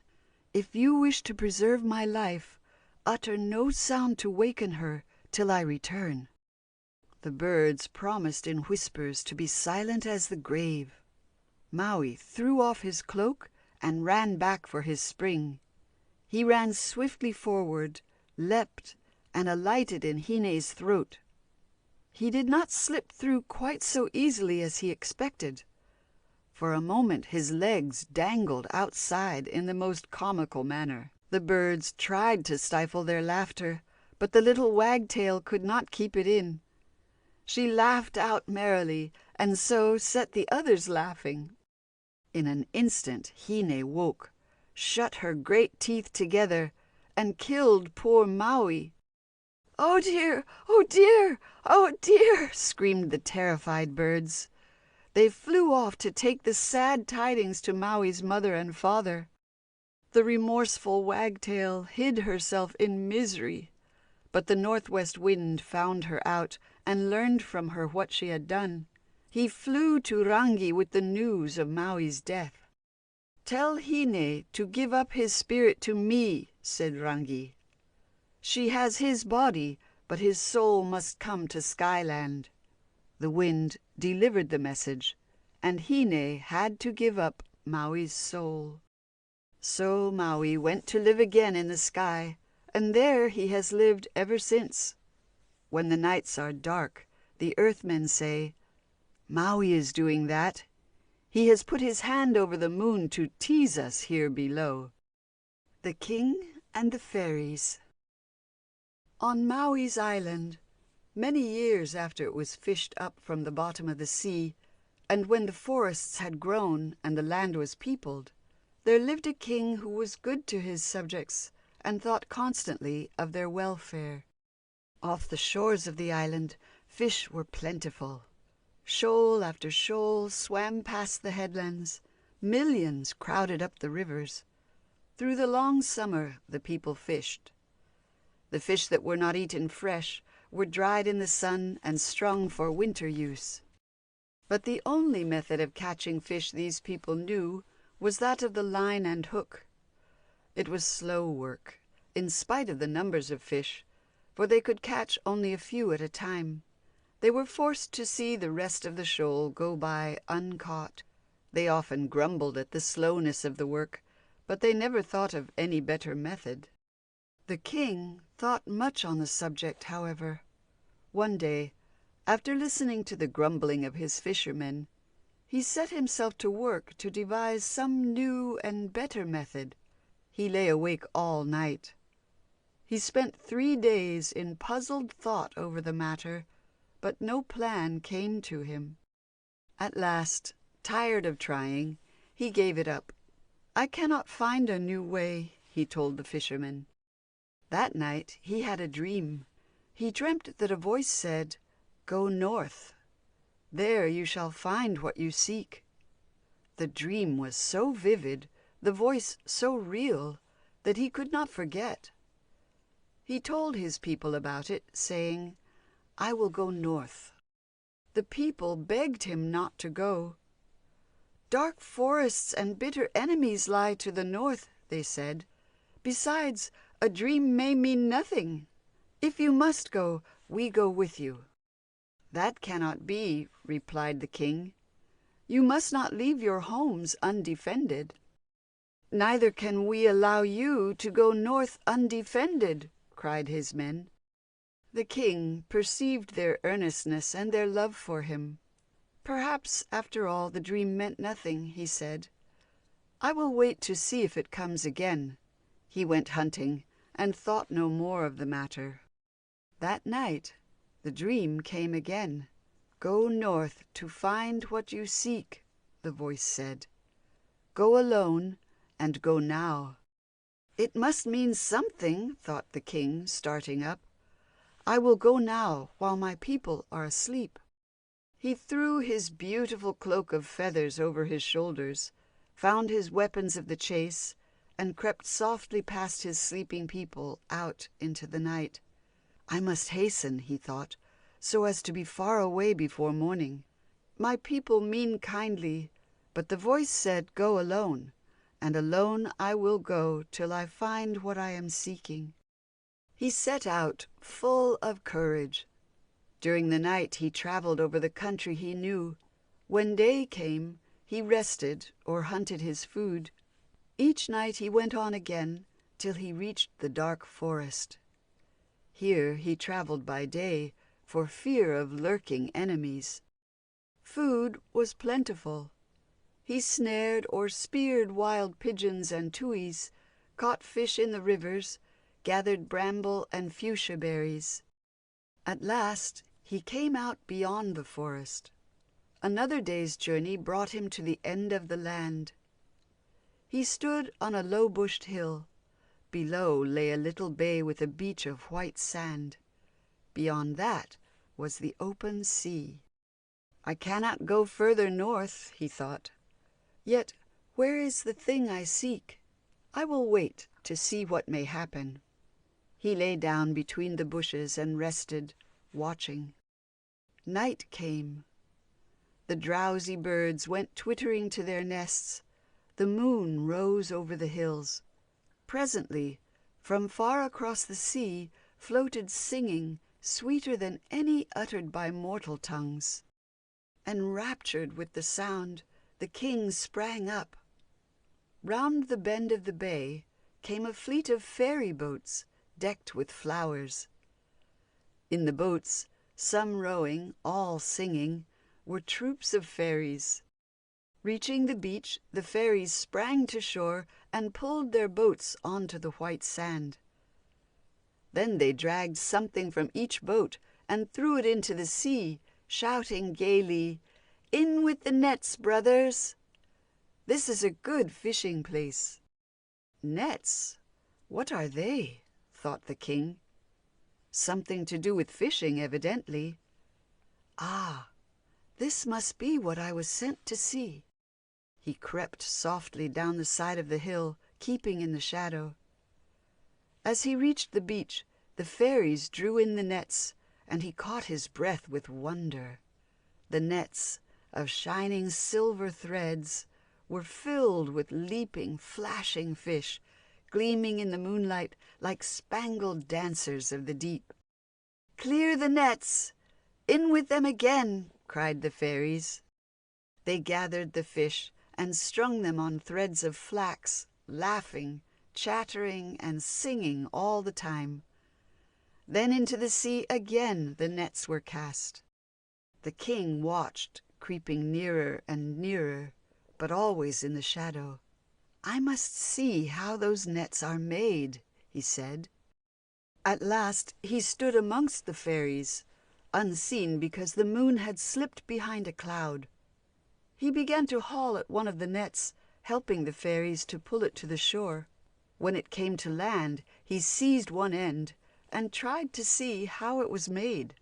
The knots were hard to understand. He was still puzzling over them when the fairies said, "In with the net again." He had to let it go. He walked to the next net as it came up, but still he could not see how the knots were made. He grew so interested in the nets that he forgot about the moon, till suddenly a cry rose from the fairies, "A mortal! A mortal is amongst us!" He looked up. The cloud had passed. The moon shone full upon him. The fairies were flying in dismay to their boats. They sprang in, pushed off, and rowed far out to sea, leaving the king alone on the empty beach. He turned sadly shorewards. "All is lost," he said. "I have nothing to take back to my people. A little longer, and I should have found the secret of those knots." His foot caught in something. He almost fell. Stooping, he saw to his great joy that a net lay at his feet. In their hurried flight, the fairies had forgotten it. He gathered it up with thankful hands. "The voice spoke truly," he whispered. "This is indeed what I sought. Now I can teach my people to make nets." When morning dawned, he set off on his homeward journey. At each resting place, he practiced the knots with strips of flax, until, by the time he arrived at home, he was ready to teach his people how to make them. The land was filled with joy at his return, for the people had mourned him as dead. He showed them the net and told of his adventure with the fairies. He taught them the knots. He showed them how to make nets for themselves. Then they all went fishing with their new nets, catching hundreds of fish where in former times they had caught 2s and 3s, and storing up a plentiful supply for winter use. So the good king obtained a blessing from his people. To this day, they use the nets he taught them first to make. Hatupatu. Hatupatu was the youngest of 3 brothers. Though he was but a lad, his brothers were men. They were cruel to him. They beat him and starved him and gave him all the hardest work to do. Once, when out hunting, they snared a great number of tuis and wild pigeons.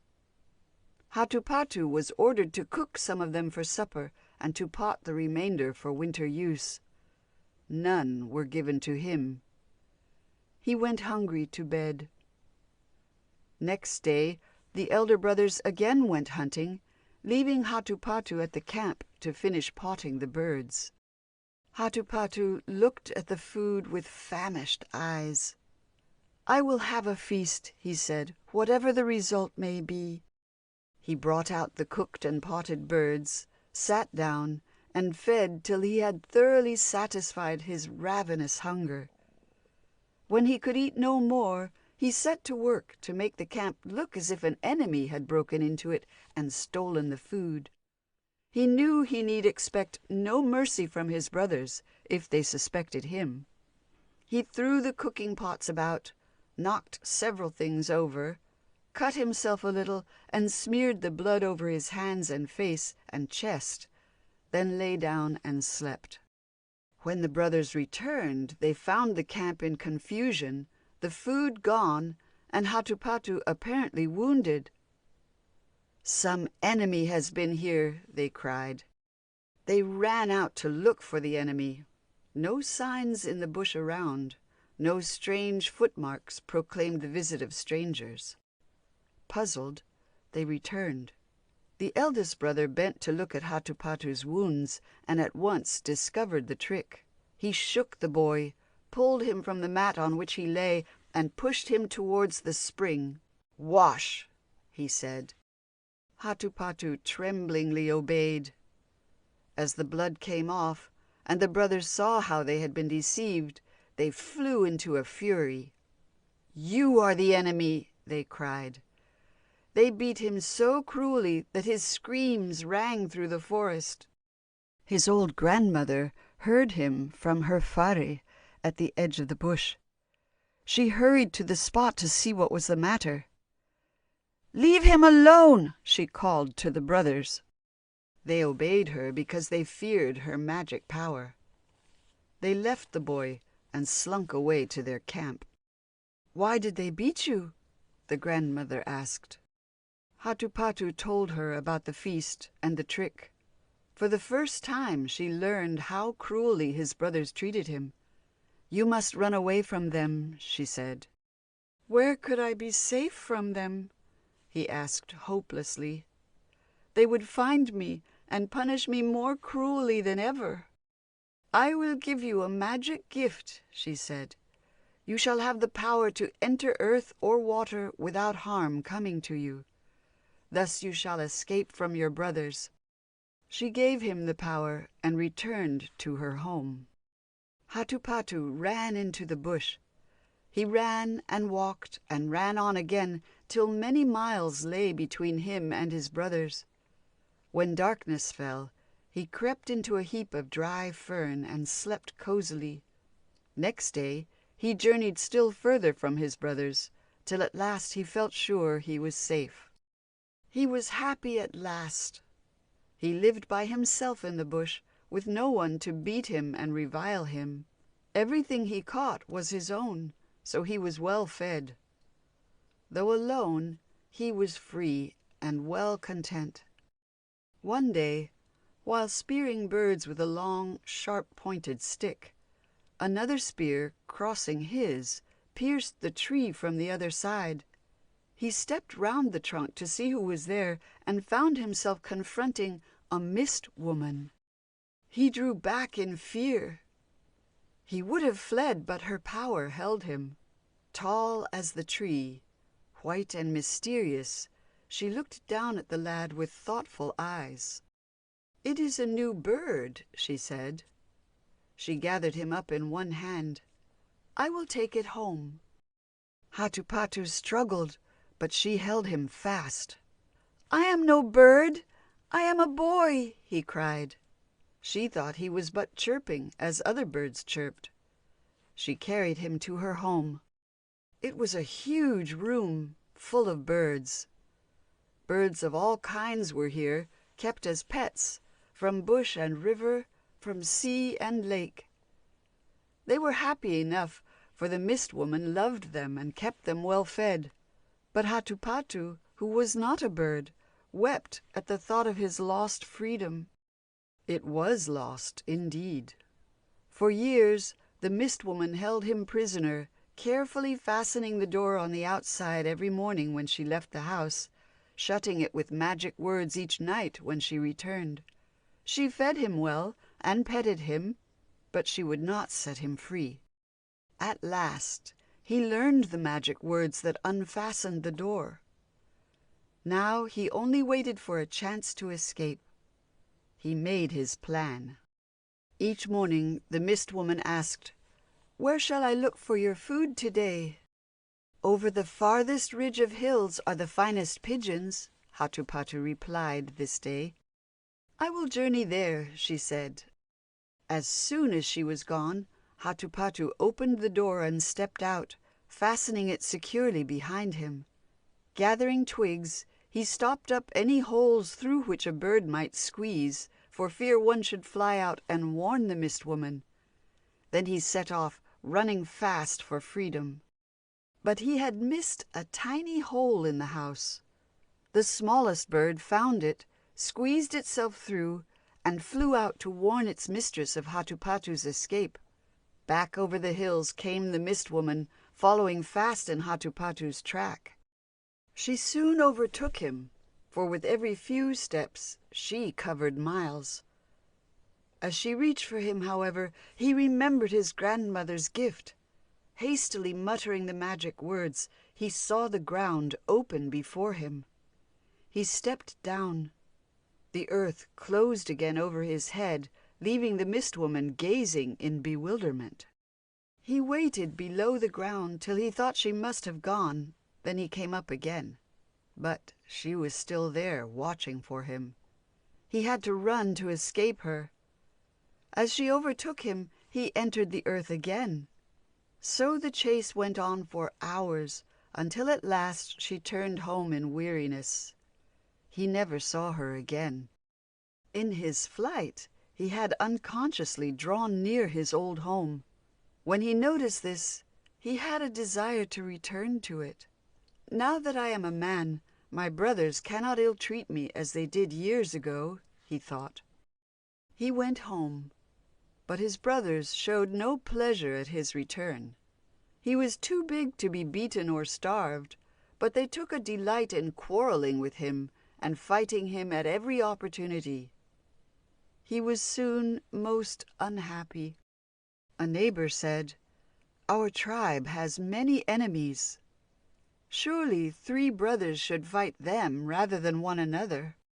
The elder brothers were pleased with the idea, for they loved to fight. They gathered together the warriors of the tribe and led them across the lake and over the hills to fight a troublesome tribe who had often harassed them. Hatupatu begged for warriors and a place in the canoes, but his brothers refused to listen to him. They set off without him, and he returned home disconsolate. He longed to win a battle for his people, to do something that would give him a place in their esteem and his brothers' respect. "I will go to the fight," he said. "If I cannot have men, I can at least pretend to have them." He had a plan in his mind. He borrowed 30 cloaks like those the warriors wore, together with several gayer ones such as commanders wore. Rolling the cloaks into a bundle, he took them on his back and set out.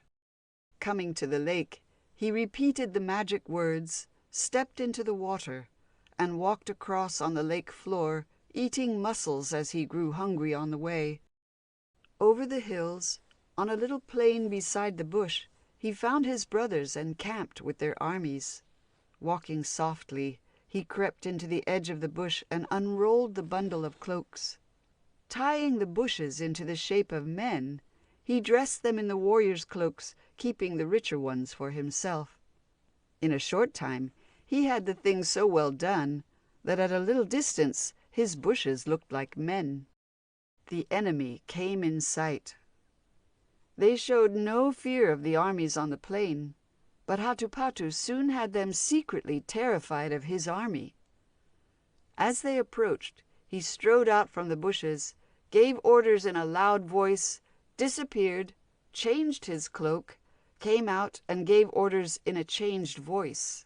He kept this up for a long time, till he had worn all the gay cloaks. The enemy thought there were many commanders here, and that therefore there must be a great army hidden behind the trees. The battle began. Hatupatu could not go into the open to fight, but he shouted orders and made a great noise, keeping the fear of his army in the minds of the enemy. The elder brothers were losing the battle. Their men were no match for the enemy. At length they were driven back to the edge of the bush, almost exhausted. On came the enemy. They were now facing Hatupatu's army of bushes. They halted. They could see only 30 men, as they thought, but Hatupatu still shouted orders in different voices behind the trees. How many armies were hidden there? At last, with a shout, their leader rushed forward. Hatupatu ran to meet him and with one axe blow struck him to the ground. At the sight of their leader fallen, the terrified enemy turned and fled across the plain, their ears ringing with the fancied shouts of thousands of hidden warriors. Seeing them run, the elder brothers with their armies turned on them and drove them far across the hills. When they returned, the warriors made speeches praising Hatupatu's cleverness and courage. "He shall be our leader," they said.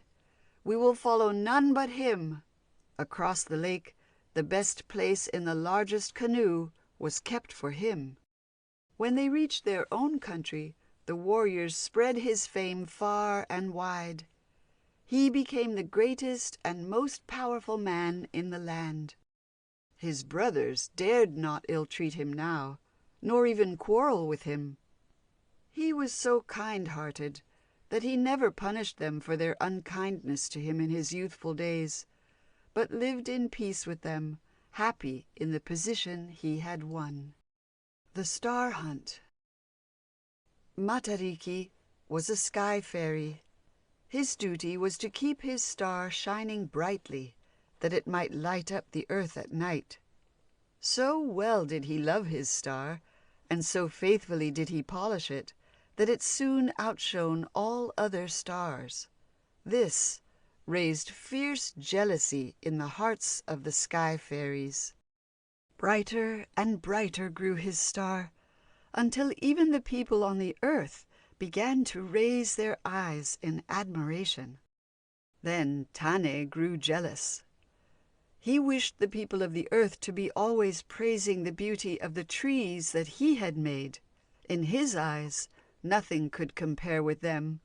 Yet here were the foolish people gazing past his trees at Matariki's star. "It will grow dim," said Tane. "I will wait." But nightly the star grew brighter and more beautiful, till all the world was gazing at it. The beauty of the trees was quite forgotten. Tane could bear it no longer. He sent for 2 of the jealous sky fairies. "Help me," he said.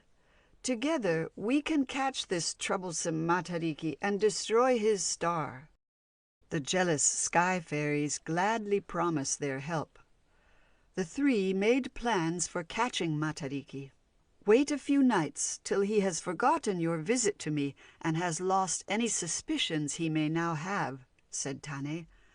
"Then We will rush out on him and kill him, and take his star and break it." Matariki, being kind and gentle, had friends as well as enemies. One of his friends was a little lake princess, the calm waters of whose home Matariki had used as a mirror for his star. The lake princess had been proud to be of service to Matariki, and the two had become firm friends. The princess, lying still in the soft silence of the night, overheard Tane and his friends plotting to kill Matariki. She at once determined to help him. She called the wind to her side and told him the plot. "We must help Matariki," she said. "What can be done?" "We are not strong enough to fight against Tane and the sky fairies," said the wind. "But we can warn Matariki," cried the princess. "Tomorrow I go to Skyland to tell him. Be here to help me." In the morning the princess sent a message to the sun. "Help me to rise to Skyland." The sun sent down his strongest beams. The princess rose from her home in the lake and floated upwards on the golden sunbeams through the air. Light morning mists wreathed round and hid her form from Tane's eyes. The strong arms of the wind pushed her ever upward till she reached the sky. She found Matariki, told him all the plot against his life and his star, and begged him to hide until his enemies had forgotten their anger against him. "I cannot leave my post, little princess," said Matariki. "My place is here. But I am warned and ready to fly at any moment to save my star. Go back to your lake, lest Tane see you and work you harm. Take with you the warmest thanks of Matariki for your friendliness and courage." The princess went home. The clouds sent down a little shower of rain to cover her from Tane's eyes.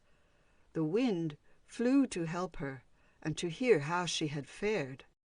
3 nights later, Tane called on the sky fairies to help him.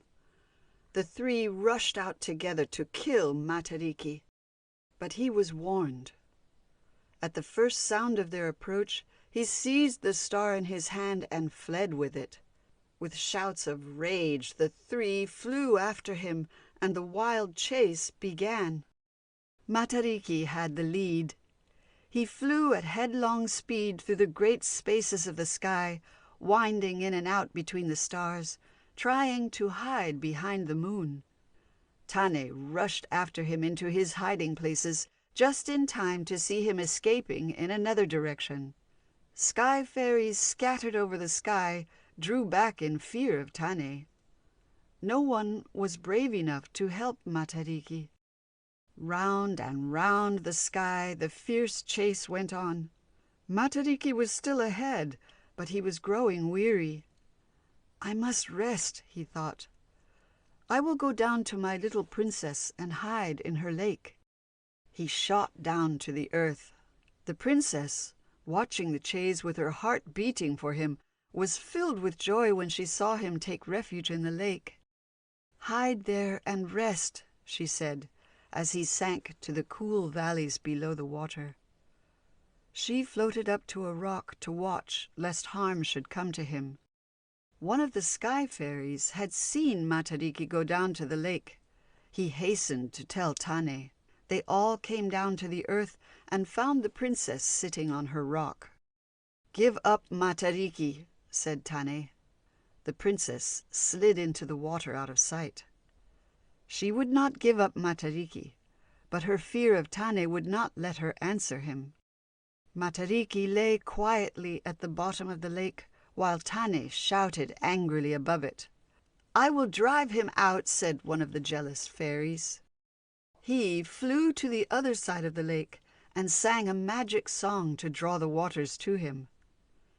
In a few minutes, the lake heaped itself up at the end, and Matariki was left uncovered. Again he had to rise and flee. He left the earth. Once more the chase went on in the sky. Matariki had rested and could fly faster, while his enemies were growing wearied. "I shall soon tire them out and be free," he thought joyfully. Poor Matariki! He was too hopeful. Tane saw that the race was over. "Something must be done at once," he said. "We shall never catch him now. Give me something to throw at his star. We may at least break that." He seized a star and hurled it with all his force. There was a crash, a cry of despair from Matariki. His splendid star fell in 7 pieces. Tane laughed. He picked up the broken pieces and threw them far into the southern sky. "I do not think the Earthmen will gaze at the wonderful star now," he said. "Their eyes will turn again to the beauty of my trees." The 3 went away triumphant, leaving Matariki gazing with sad eyes at his broken star. The 7 pieces still shine on in the southern sky. Earthmen point to them and call them little eyes. "See," they say, "through them look down the eyes of brave men who have died in battle and have been taken to the upper world." The lake princess still loves to see them shining in the waters of her lake, for they belong to Matariki, who is her friend. And Matariki's heart still aches for the lost splendor of his star. The Pet Whale. Tinirau, the king, lived on an island across the sea. He had a pet whale which was so tame that he could ride on its back.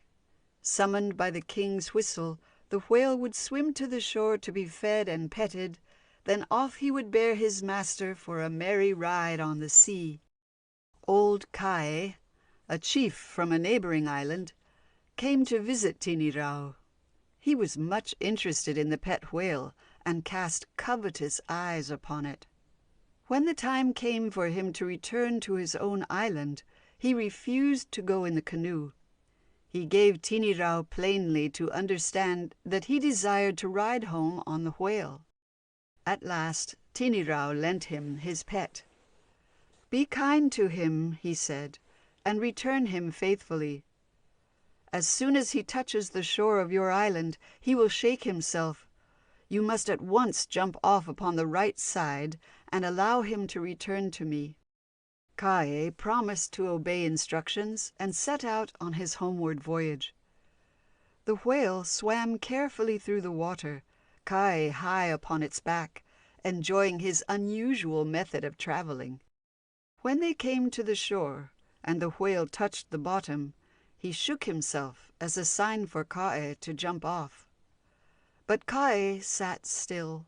"Swim further in," he commanded. The whale obeyed his voice.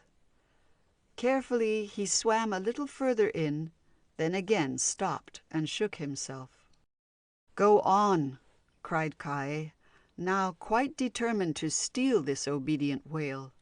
For the 3rd time the whale swam, stopped and shook himself. After that, no commands moved him. He lay still, afraid of being stranded on the beach. Kae's people stood on the shore to welcome their chief. "Bring ropes," he called to them. "Haul the whale to shore." They brought their strongest and longest ropes and threw them noosed over the whale, pulling hard together to haul him to the shore. The whale struggled and would have escaped, so great was his strength, but in his twistings his blowholes became choked with sand. A few spasms and writhings, sad to see, and he lay dead. Kae was disappointed. It was as a living pet that he had wished to keep the whale. However, now that the creature was dead, they might as well have a feast, he said.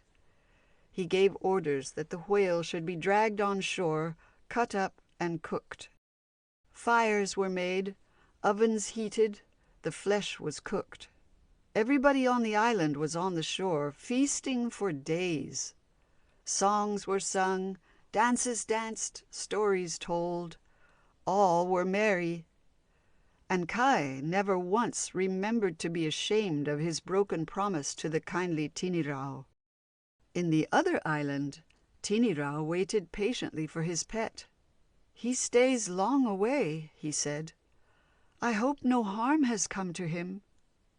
On the day the ovens were opened on Kai's island, the delightful smell of roast whale was borne across the sea. "Ah, they eat whale in Kai's island," Tinirau remarked, but he could not, would not, believe it was his pet.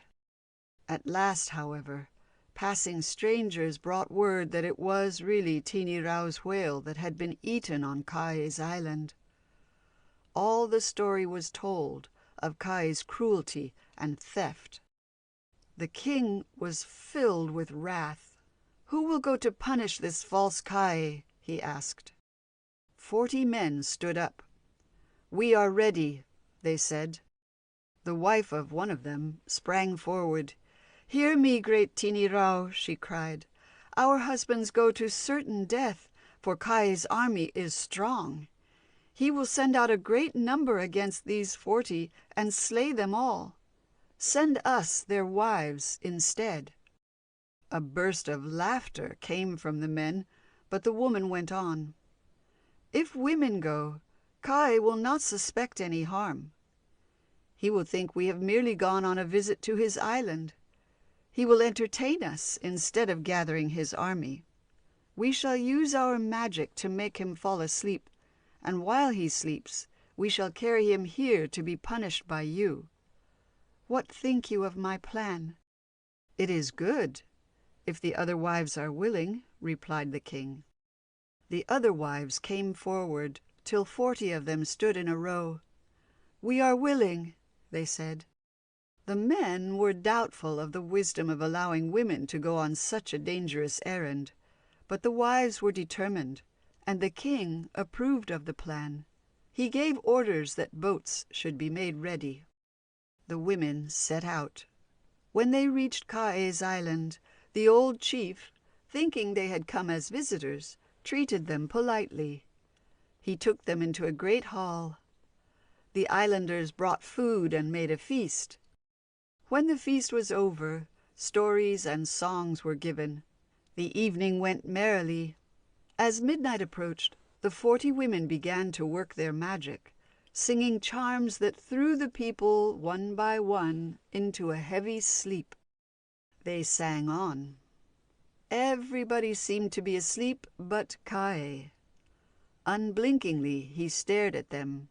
However strong they made their spells, his eyes remained wide open. One of the women, at last suspecting a trick, crept to him and bent low to look at him. With a laugh of triumph, she sprang up again, holding out 2 shining pieces of polished shell, which she had taken from Kai's eyes. When he saw his people dropping so suddenly off to sleep, the king had grown suspicious. Taking the round pieces of shell from the wall beside him, he had placed them over his eyes, thinking, "The shining of the shells will look like the shining of my eyes.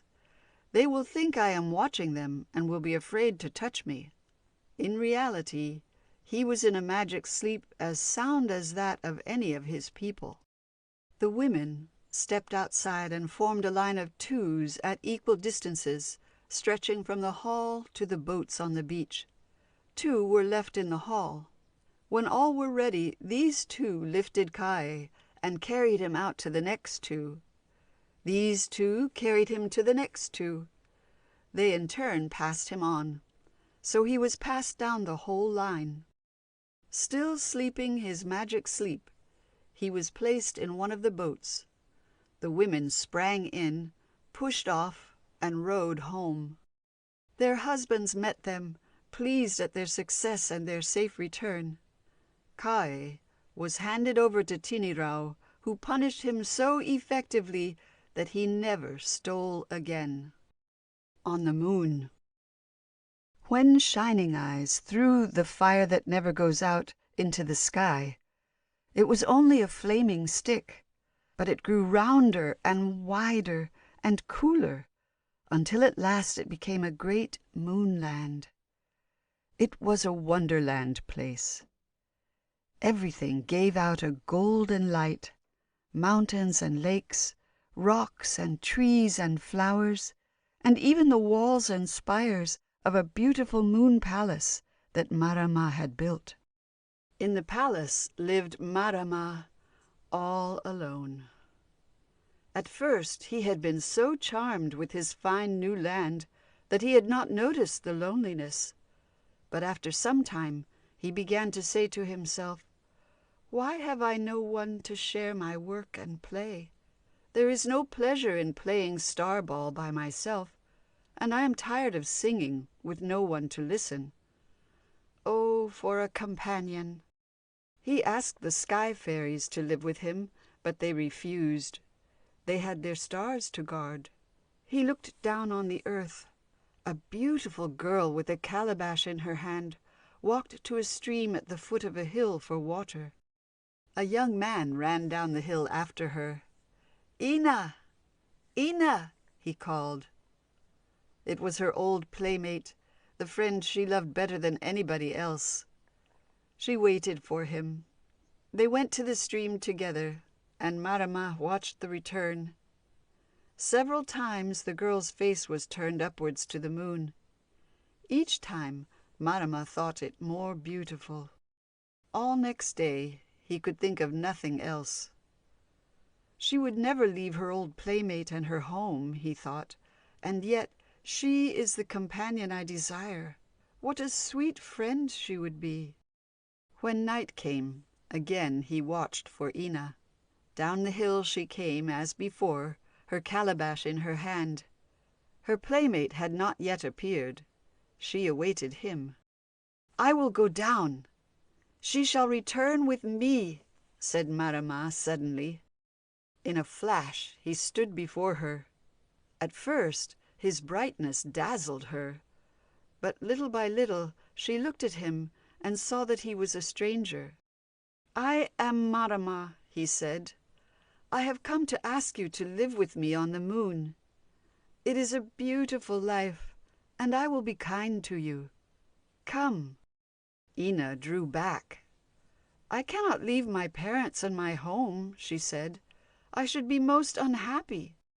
"You will soon forget them. On the moon you will have other joys." "But I do not want to forget them, and I have a friend. I will not come." "Think how lonely I am up there," urged Marama. "Ina, you will never grow old in the sky, for I will take you to bathe in Tane's shining lake, which gives perpetual youth and beauty. Come with me." "No," said Ina, "no, no." Marama flung his arm round her and lifted her from the ground. She screamed, caught a young palm tree with her hands, and clung to it with all her strength. Gently but surely, Marama lifted her, dragging the palm tree out by the roots, and carried her up to his moonland. "Plant the palm tree here," he said as he set her down. "It will always remind you of your earth home." They planted the tree on the edge of the moon, placing the calabash beside it. "Come and see your new home," said Marama. He led her proudly over his palace and its gardens. She was dazed with her quick flight and the brightness all around her, but she could not help seeing the beauty of the moonland. Everything was new and strange. It took her many days and nights to learn to work and play as they worked and played in Skyland, but Marama taught her gently, and they were soon the best of friends. She learned to make fine curtains from the fleecy morning clouds, and to throw them across the sky till they hung like lacework over the blue. In times of storm, she rolled the thunderclouds. Morning and night she painted the domed sky roof with crimson and purple and gold. She kept the inside of the moon palace as bright and beautiful as Marama kept the outside, for she grew to love her home. When the day was over, came the time for play. Then Marama and Ina danced and sang, played with the stars, rode on the moonlit clouds, paid flying visits to Rangi or the fairies. Every month they bathed in Tane's shining lake, so that they should never grow old, but should forever remain young and gay and beautiful. But although Ina was so happy, and although she had learned to love Marama and her moon home, she never forgot her old life, as Marama hoped she would. Deep in her heart lay the memory of her parents and her friend. Often, when the earth lay lit beneath the moon, she would stand for hours under her palm tree, trying to see the hill and her friends. Until she had bathed in Tane's lake, she could not distinguish objects at such a great distance. After that, however, she found that she could see perfectly. Now, when she looked down, she saw her old playmate traveling wearily over the land in search of her, while her mother sat in the doorway wailing for her lost child. Full of pity for her sorrowing friends, Ina flew to Marama. "Marama," she said, "my mother weeps for me, and my friend roams the country in search of me. Look on the earth, and you will see their sadness." Marama looked below. "If my old playmate could see how happy I am, he would be pleased," she went on. "Bring him here for a visit, Marama, that he may ease my mother's heart on his return." "It is well said. I will bring him here," said Marama. He flashed down to the earth, seized the young man in his arms, and carried him up to the moon. Ina stood awaiting them. Astonishment and joy shone in her old friend's eyes as he stared at her. Ina told him what had happened to her on that night when she disappeared from the hillside, and he told her how her friends had sorrowed for her ever since. Ina showed him the wonders of the moonland, and talked of her great happiness in living there. "I can never come back to the earth," she said, "for I have bathed in Tane's lake. But you must not think I am unhappy here. Indeed, I would not return to the earth if I could. The pleasures of this life are so great. Stay with us for a little while, that you may see what happiness is mine." He stayed with them, and they taught him the work and the play of the sky. When it was time for him to return, Ina said, "Tell my mother and my friends what you have seen, that they may not sorrow for me any longer." She called the rainbow, charging it to carry her old playmate safely to the earth. The rainbow hung over the earth. Ina said farewell to her friend, and he slid down the shining bow to the hillside. When he told Ina's mother of her daughter's new life and great happiness, she dried her tears and rejoiced. As each night fell, and the moon rose high in the sky, the earth friends spoke of Ina and Marama and the wonders of their moonland home. Ina was satisfied, but she has never lost her love for her old earth home.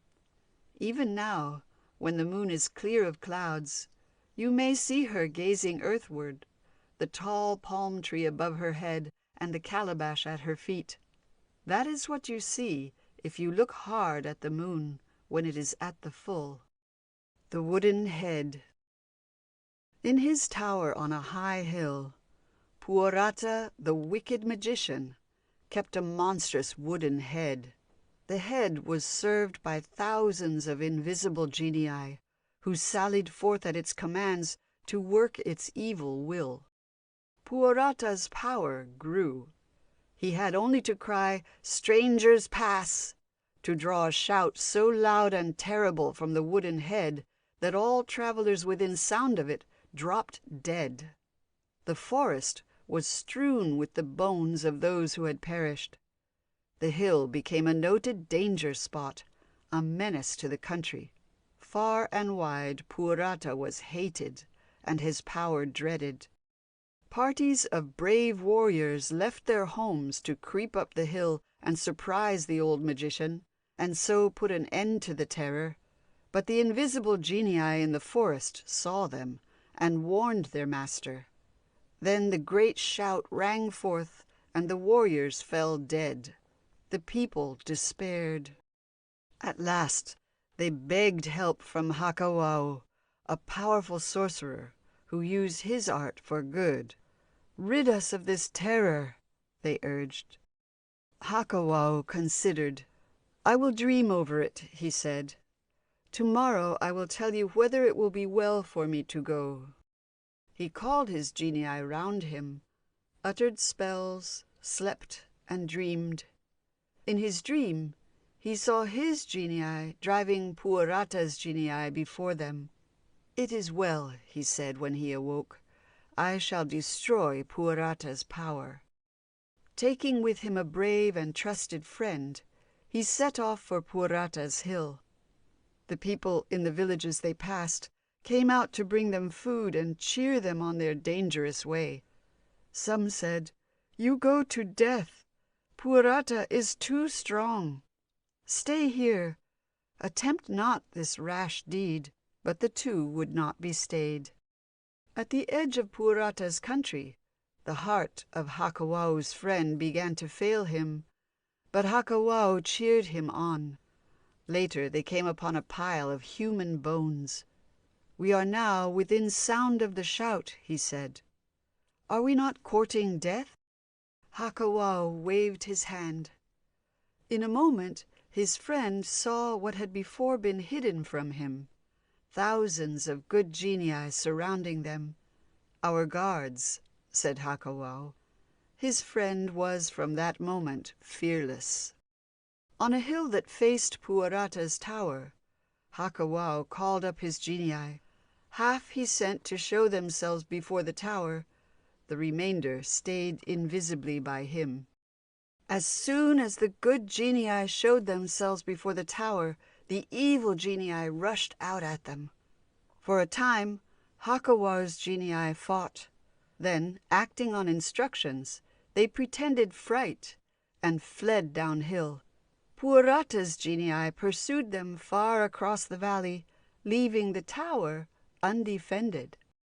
As soon as they were gone, Hakawau sent the waiting genii to capture the tower. They seized the tower, tied up the wicked Puarata, and beat him till his magic flew away. As the evil genii returned one by one from their fruitless pursuit through the valley, they too were seized and beaten till their magic flew away. "Let us go up to the tower," said Hakawau to his friend. In the tower, Puarata lay fast bound. He ground his teeth with rage at sight of his successful enemy. "Strangers, come!" he called, invoking the aid of the wooden head to avenge his fall. No shout followed. A low, wailing cry was the only sound the wooden head had power to make. "Kill me," said Puarata. "My magic is gone." "I would be gone too." "No," said Hakawau. "I do not kill. Your evil deeds are forever stopped." He unbound Puarata, leaving him alive but powerless. So there was peace in that country, and men journeyed unafraid. The Fountain of Fish. The Sea King's waves rolled up between the banks of a great river, stole a Shore King's son, and carried him away to deepest ocean. The Sea King shielded his servants. He would not own to the Shore King that wrong had been done, or that the lost boy lay drowned in his dark caves. But the seabirds told the Shore King all the truth. The Shore King resolved to punish the Sea King and his servants for the evil they had done. "I cannot punish them in their own waters," he said. "I must bring them to my country." He sent an invitation to the Sea King. "Visit me with all your people," he said. The Sea King sent back word, "In the long evenings of summer I will come." The Shore King prepared for their reception. Calling Titipa, his magician, he told him of the plan for punishing the Sea King and his servants. "I will bring you a magic net," said Titipa. He travelled to the fairies' fishing place for it. He reached the beach at night. The fairies were hauling out their magic net, ready for their fishing. Walking in amongst them, Titipa, by one device after another, kept their attention so fixed on himself that he delayed the spreading of the net all night. Morning broke while he still tricked them. Terrified at the daylight, the fairies fled, leaving the magic net behind. Joyfully, Titipa took it home. "The shore goblin shall help us," said Titipa. He found the shore goblin and bespoke his aid. Pleased to help, the shore goblin gathered up great stones from the river and driftwood from the forests. The king's men built the stones into ovens and piled the driftwood ready for huge fires. At last, all was ready. They waited for the Sea King. The long evenings of summer came. A cry went up from the watchers on shore, "The Sea King and his servants!" The ocean was filled with fish. Up through the mouth of the river they came, a mighty fountain, leaping, falling, flashing, pouring one upon another in their millions, so closely packed that a man could cross from bank to bank upon their backs. So far back the fountain stretched that the end could not be seen. "Cast the net," called the shore king. Titipa cast the magic net. 1,000 fish were caught and flung in heaps on the shore, there to be prepared for the waiting ovens. Again the net was cast, again and yet again. Each time it came in laden with its struggling spoil. The fires were lit, the ovens heated, the fish cooked. The shore king's people held high feast. The Sea King had escaped. Seeing at once the trap that had been laid, he swam back to the sea. He sent commands to his strongest waves to save the fish. 6 of the biggest waves rolled up the river and poured over the banks, gathering as they went all the fish that were left alive. The shore king and his people fled far inland when they saw the waters coming. The 6 great waves rolled back to the sea. "We have done what we could, but many thousands of your servants have been killed," they said. It was true. The Sea King had indeed been punished. The shore people had obtained their vengeance and a feast. Each year since then, when the long evenings of summer come, the Sea King's foolish servants swim up the river to view the place where their friends were slain so long ago. Each year, the shore goblin piles up his wood and stones. Each year, the shoremen cast the net and hold high feast. Each year, the 6 strong waves are sent to save the foolish fish. Rata. Rata was a young man who had never seen his father. Throughout his boyhood, he wondered why, but it was not till he had grown up that his mother told him. "Years ago," she said, "when you were but a baby, the wicked goblin Matuku stole your father away. I have never seen him since.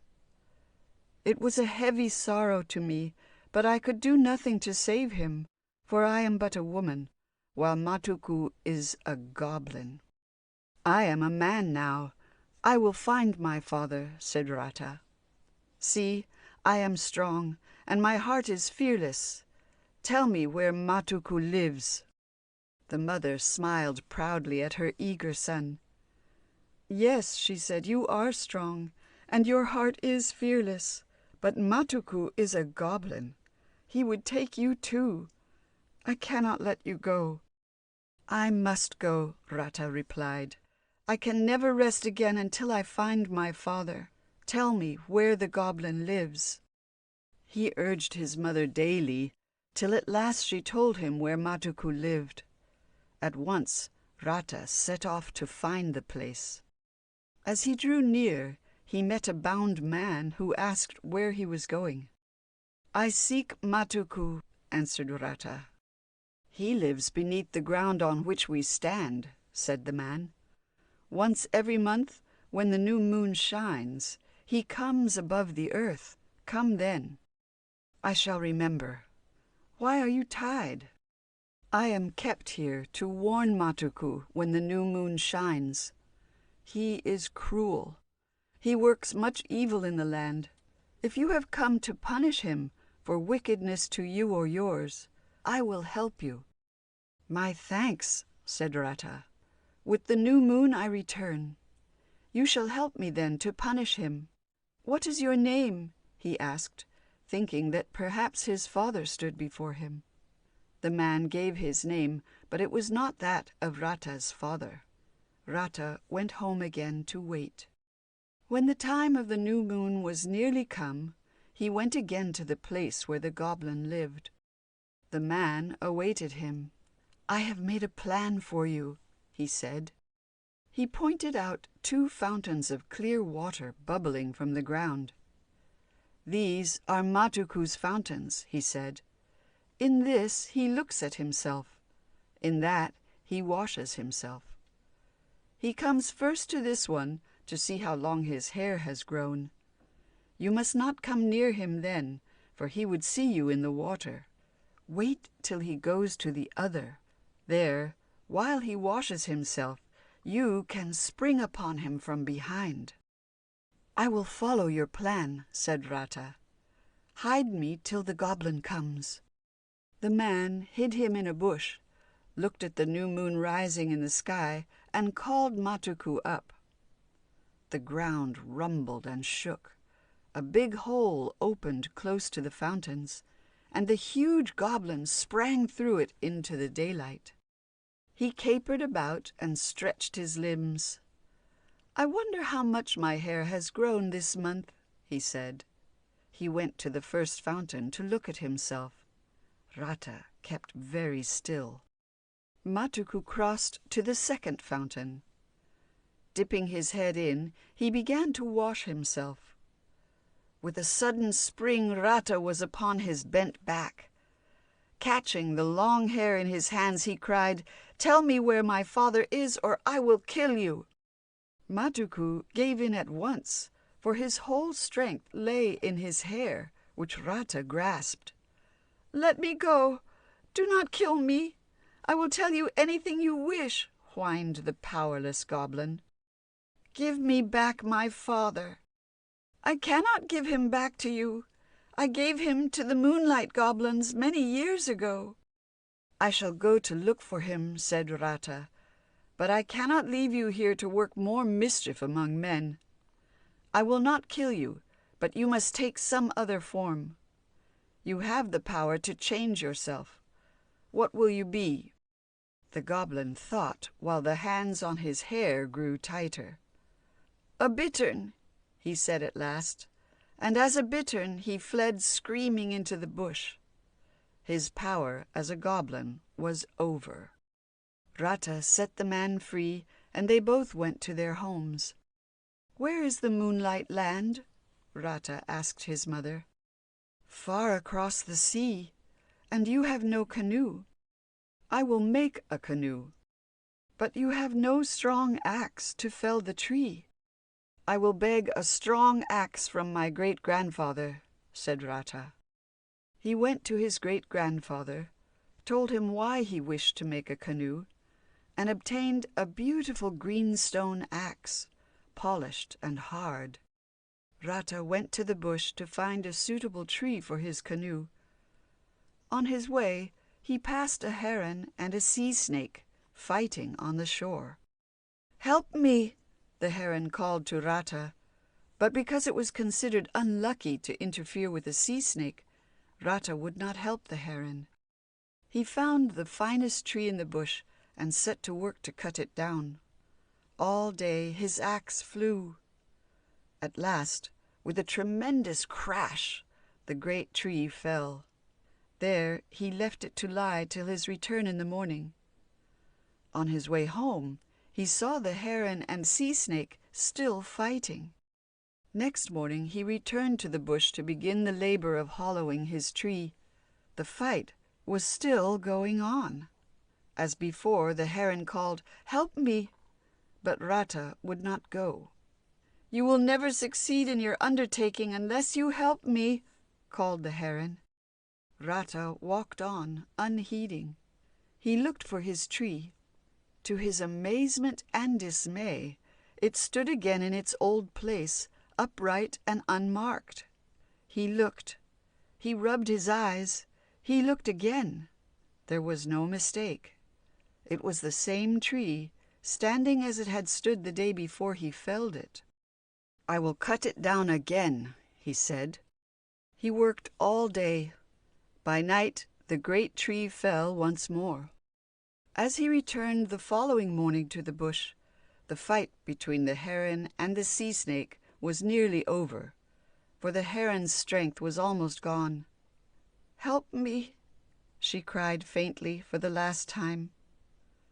The snake was just about to kill her. Taking pity at last, Rata rushed in with his axe and cut off the sea snake's head. The grateful heron slowly followed him to the bush. The tree was again raised to its old place, growing there as if his axe had never touched it. He cut it down once more, the heron watching him. "I will wait to see what happens," he said. He hid between the trees to watch. As soon as he was out of sight, troops of bush fairies came from their hiding places. Birds flew in from all directions. Insects crept and ran and flew until the tree was ringed about by creatures of the bush. "Sing the magic song," said a bush fairy. They all sang. "Fly together, chips and shavings, stick ye fast together. Hold ye fast together, stand upright again, O tree." Slowly, the tree raised itself and stood in its place. Every chip, big or little, was carried to its place by birds and insects. In a few moments, the tree was whole again. Rata stepped from his hiding place and seized a fairy. "Why have you done this?" he asked. "Why did you fell one of Tane's trees without first obtaining Tane's permission?" cried the fairy. "Ah," said Rata, "I forgot. I am ashamed that I did not ask Tane before felling his tree. My anxiety must be my plea." He told them why he wanted the canoe. "That is a good reason," said the fairies, "but you should have consulted Tane first. However, you shall have our help. Go to your home. We will make the canoe for you. When morning breaks, it shall be finished." Rata went home happy. When he had gone, the fairies sang a song that felled the tree and cut the branches off. Commanded by the heron, the birds and insects pecked and bored and drilled until they hollowed out the trunk and smoothed the sides. When Rata returned in the morning, a mighty canoe lay where the tree had lain. Delighted at his good fortune, he expressed his thanks, then went back to the village crying, "Who will go in my canoe to fight the moonlight goblins?" "Where is your canoe?" asked his friends. "We have never heard of it." "Come and see," said Rata. He led them into the bush. When they saw how large and strong-made it was, 140 men offered themselves as warriors. But when they tried to move the canoe, they found it so heavy that they could not push it down to the water. Again the bush fairies came to the rescue. They sent a message to the sky fairies. The sky fairies sent a rain that swelled the river into a flood pouring fast across the land. Higher and higher the water rose, until it lifted the canoe and floated it down to the sea. Rata and his warriors took their weapons, said farewell to their friends, and rowed away. The flood went down, and the land grew dry. In 3 days the canoe reached the moonlight land. Rata and his men sprang ashore. The sound of solemn chanting met them. "I will see who sings. Wait here till I return," Rata whispered. He walked silently till he came to a circle of trees. Within the circle of trees sat 3 circles of goblins. In the middle of the central space lay Rata's father. The goblins were practicing a magic song for raising the dead to life. Rata listened till he knew it thoroughly, then returned for his men. Silently they crept round the circle of trees. At a signal from Rata, they rushed in, taking the goblins so completely by surprise that they were able to destroy them all. Lifting Rata's father, they carried him towards the canoe. The noise of the fighting, however, had reached 1,000 other goblins in the land. They came down behind Rata's little band, and a fearful fight began. Though Rata's men were brave, their number was too small to cope with such a multitude. In a very short time, they all lay dead upon the ground. Rata alone was left to face the enemy. They closed in to kill him. Suddenly, the memory of the magic song came to him. He began to chant it. The goblins drew back in dismay. They dared not touch him while he sang the magic words. One by one, raised by the charm, his men sprang up alive and well, rushing again to the fight. He continued singing. His warriors fell, but rose again unhurt. His army could never be destroyed. "We have no chance of beating them," the goblins said. They turned and went away. Thankfully, Rata and his men marched to their canoe and rowed away. And joyfully Rata's mother welcomed her son and long-lost husband safely home again. The Island and the Taniwha. A fierce storm at sea caught a party of fishermen out in their boats.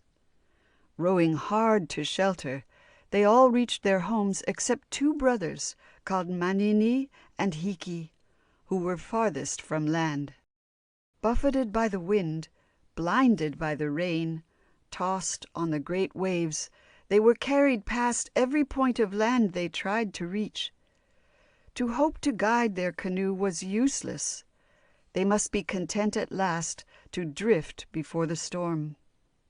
Gradually they were carried out to sea till they passed the place where the sky hangs down to meet the tumbling waters. Presently they saw land ahead. They guided the canoe to a sloping, sandy beach. They sprang out and drew the canoe high on the shore. Further along the beach were rocks and a hill. They hurried towards these, hoping to find shelter from the storm. From the rocks a cave led into the hill. Voices came from the cave. As they stood hesitating, an old woman came to the entrance asking, "Who are you?" "2 brothers who have been driven to your island by the storm," answered Manini. "May we take shelter in your cave?" "Yes, yes. Come in," she said. She led the way into the cave. They followed her footsteps, but could not see her, for the cave was dark. "Rest here till morning," said the woman's voice. Worn out with their fight against the storm, they laid themselves down and slept till morning. When they woke, daylight streamed into the cave. The old woman sat looking at them. Behind her stood her daughter, a maiden so beautiful that each brother at once resolved to win her for his wife. The old woman was friendly. She brought food and set it before them. To their astonishment, it was raw fish, raw potatoes, raw bird. "Do you not know the use of fire?" Manini asked, remembering also the darkness of the cave the night before. "Fire? What is that?" the woman asked. The brothers searched for dried wood. They rubbed rotten pieces together till a tiny flame sprang out. They wrapped the pieces in dry grass, waving them in the air till the whole burst into stronger flame. Then they pushed the blazing bundle into a heap of sticks they had collected. There was soon a big fire. Curiously, and with some anxiety, the women had watched every movement. They were plainly frightened. "What do you do with it?" the mother asked. "Cook our food," answered Manini. She could not understand. Fire and cooked food were as unknown to these people as the building of houses. She peered into the fires. The smoke rose into her face and turned her sick. "It is an evil thing!" she cried. The brothers showed her where to stand and tried to teach her the dangers and the uses of the flames. To cook their food, they heated stones in the fire. Raking them out when red hot, they packed them into a small pit dug in the ground and laid the food on top, placing a layer of leaves under and over the food. They then spread turf over the top of the pit and left the food to cook. After a while, they turned the turf off and lifted out the food. Such an appetizing smell arose from it that the women could not resist it. They ate their share with relish. "It is good," said the mother. "We shall eat no more meals raw." She went round the hill to tell her neighbors. They came running back with her, eager to see the strangers, the wonderful fire, and the oven in the ground that made food taste delicious. Manini and Hiki showed them all how to make fire and cook their food. They found themselves held in such reverence by these simple, untaught people that they resolved to settle on the island. They built a house for themselves and taught the people to build others. When the house was finished, Manini said to the old woman, "Give me your beautiful daughter to be my wife." But Hiki had already said the same thing. The mother did not know which brother to favor. She did not think of asking the daughter for her opinion on the matter. If she had, the daughter would have chosen Manini. At last the old woman said to the brothers, "You must run a race. The winner shall marry my daughter if he can afterwards kill the Taniwha." All the islanders gathered round. A course was set, and the brothers raced. It was a close struggle, but in the end Manini won. The beautiful daughter laughed with joy. "Where is the Taniwha?" Manini asked. "He lies over the highest ridge of the hills," said the old woman. "From there he descends to slay and eat. If you kill him, you kill our one great dread, the terror of our island. He is a monstrous dragon, so huge that when he walks he shakes the earth." "I will kill him," said Manini. He thought deeply. "Help me," he said to the islanders. "I have a plan." The men came willingly. Under his direction they worked all night, digging a deep pit that would hold 50 men. Next day they laid a screen of branches over the top. Hiki and the 50 men stepped in with their weapons and lay hidden beneath the branches to wait while Manini decoyed the Taniwha to the pit. Manini set off alone to rouse the Taniwha and lead him down to death. Over the farthest hills he went, till he came to the highest ridge. There, in his den, the Taniwha lay asleep. Manini raised a shout and woke the monster. With a roar of rage he rushed from his den. Snarling and snorting, he pursued Manini over the hills and down the valleys towards the pit. Manini had to fly like the wind, for in spite of his weight that shook the ground, the monster ran swiftly. Manini reached the pit, slipping under the screen of branches just in time to escape the claws of the Taniwha. Then began a terrible fight. The Taniwha tore at the screen, his great claws reaching through almost to the men's faces. "Cut them off!" cried Manini. The men swung their axes and cut off the monster's claws.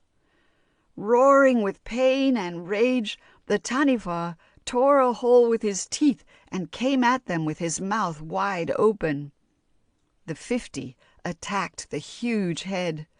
After a stubborn battle, he lay at last helpless and dying over the edge of the pit. Then they sprang out and finished killing him. During the fight, the terrified islanders had shut themselves up for safety. Now they came out of their hiding places, shouting for joy that the dreaded Taniwha was dead, and loudly praising the courage of Manini. "He shall be our king," they said. So Manini married the beautiful daughter, and was made king of the island. Hiki said, "I also wish to be a king, and marry a beautiful wife. I shall take the canoe and seek another island." He sailed away and found another island where he also married a beautiful wife and was made king. The most beautiful maiden in the world. Once there were 7 brothers. They were all tall and strong and handsome, but Ruru, the youngest, was the handsomest of the 7. For this he was hated by his brothers. They forced him to act as a slave to them, giving him the roughest work to do and the oldest clothes to wear. They even beat him.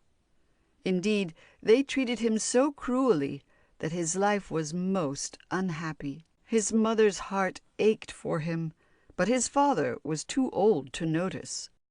The brothers heard of a maiden who lived across the sea. Her name is Roronga. "She is the most beautiful maiden in the world," the people said. "I will go and ask her to be my wife," said the eldest brother. "So will I," said the next. "She may prefer me," said the third. "Let us all go and see who can win the beautiful maiden," said the fourth. They gathered together their finest clothes and a number of handsome presents. These they packed away in their big canoe with the sleeping places below the deck. "Is not Ruru to voyage with you?" asked their mother. "Certainly. He must come to cook and carry for us. He need not think he will see Roronga, however. She would not look at a man who has no fine clothes." The eldest brother said this loudly, for he loved to tease poor Ruru. They set off. In a few days they reached the land across the sea. The people met them and welcomed them and prepared a feast in their honor. The 6 brothers went to the feast, leaving Ruru behind to carry all their things from the boat to their lodgings. After the feast there was a dance.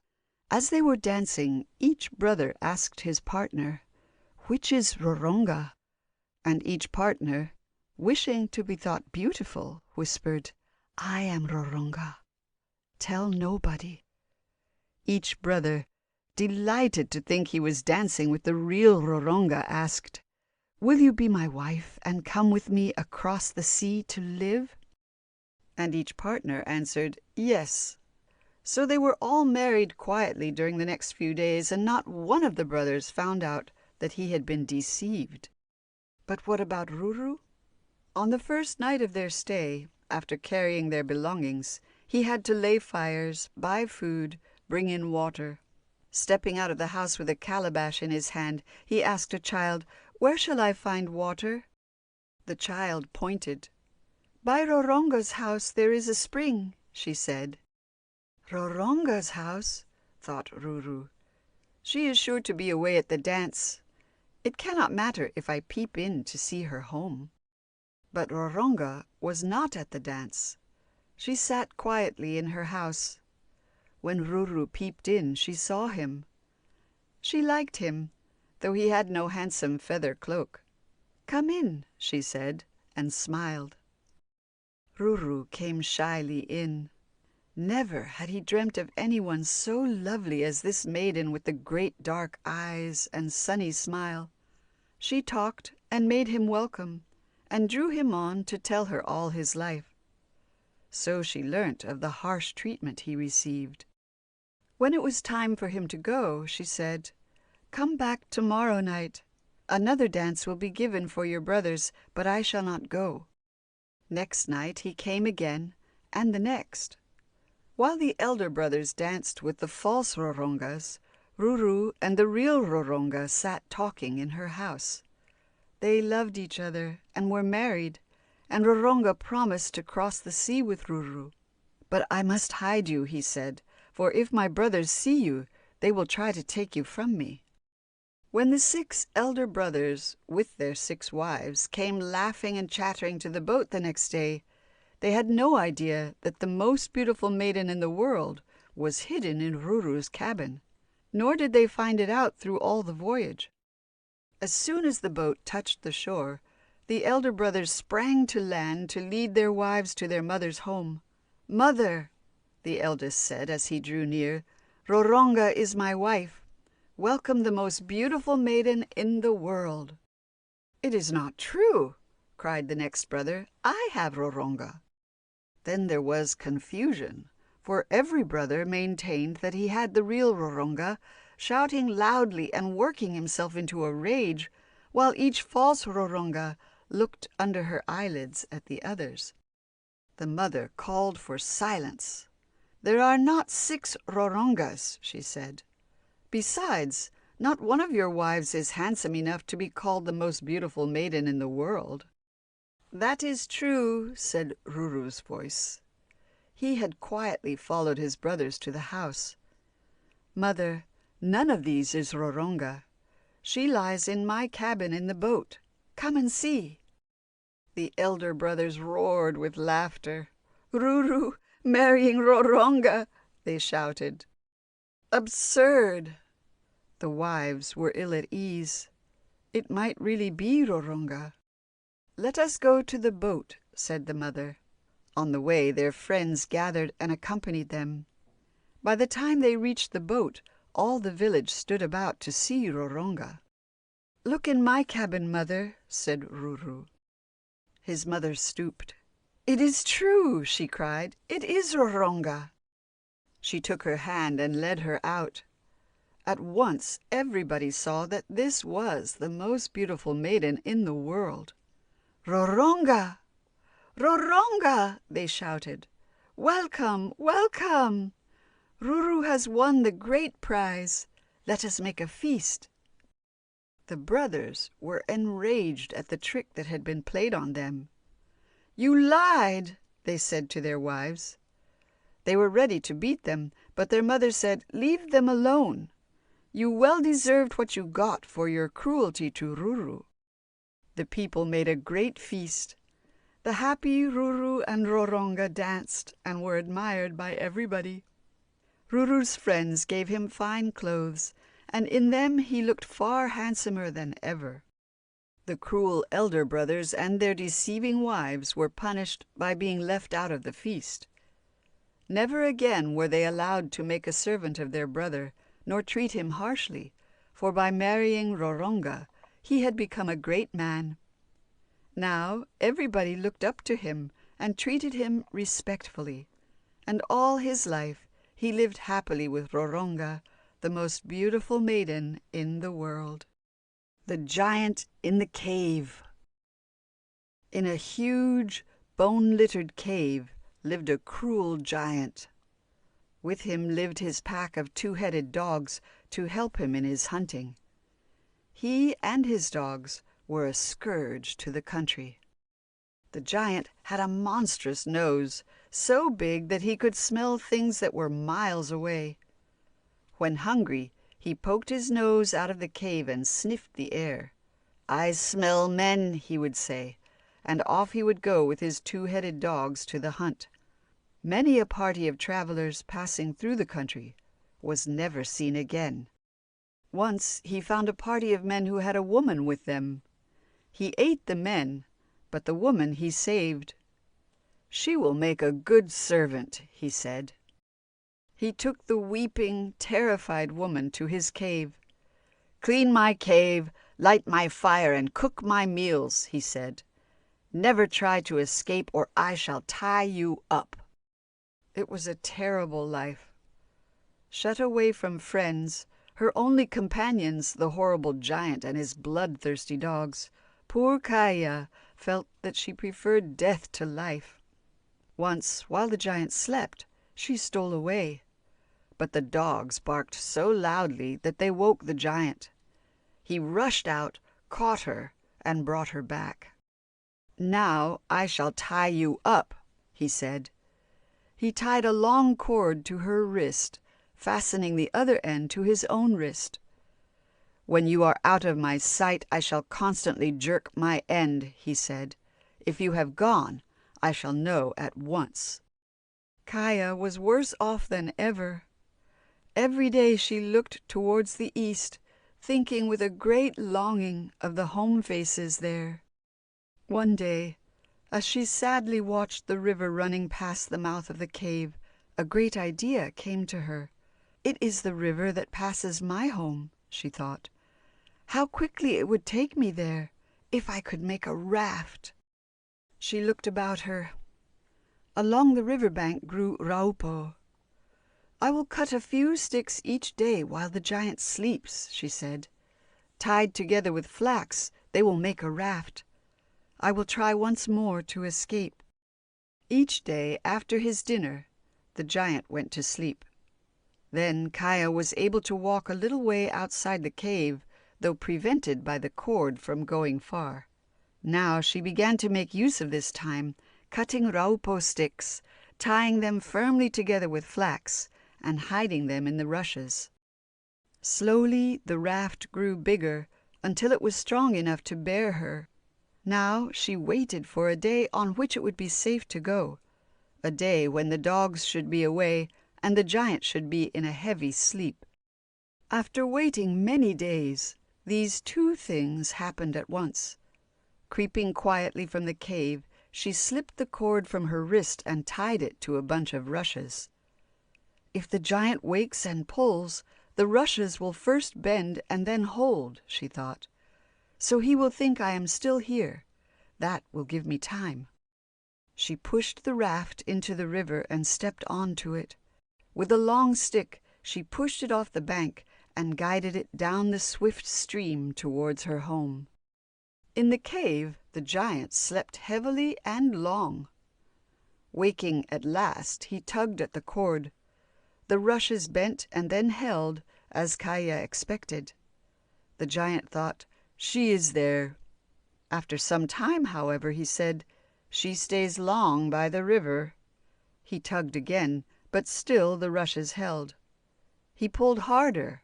The rushes came up by the roots and were dragged in on the edge of the string. "Kaya! Kaya!" he shouted, hoarse with rage at the trick. No Kaya answered. He strode to the opening. With his long nose he sniffed the ground. She had not gone that way. He sniffed the air, but she had not gone that way. He sniffed the river. "She has gone that way," he roared. "I will catch her."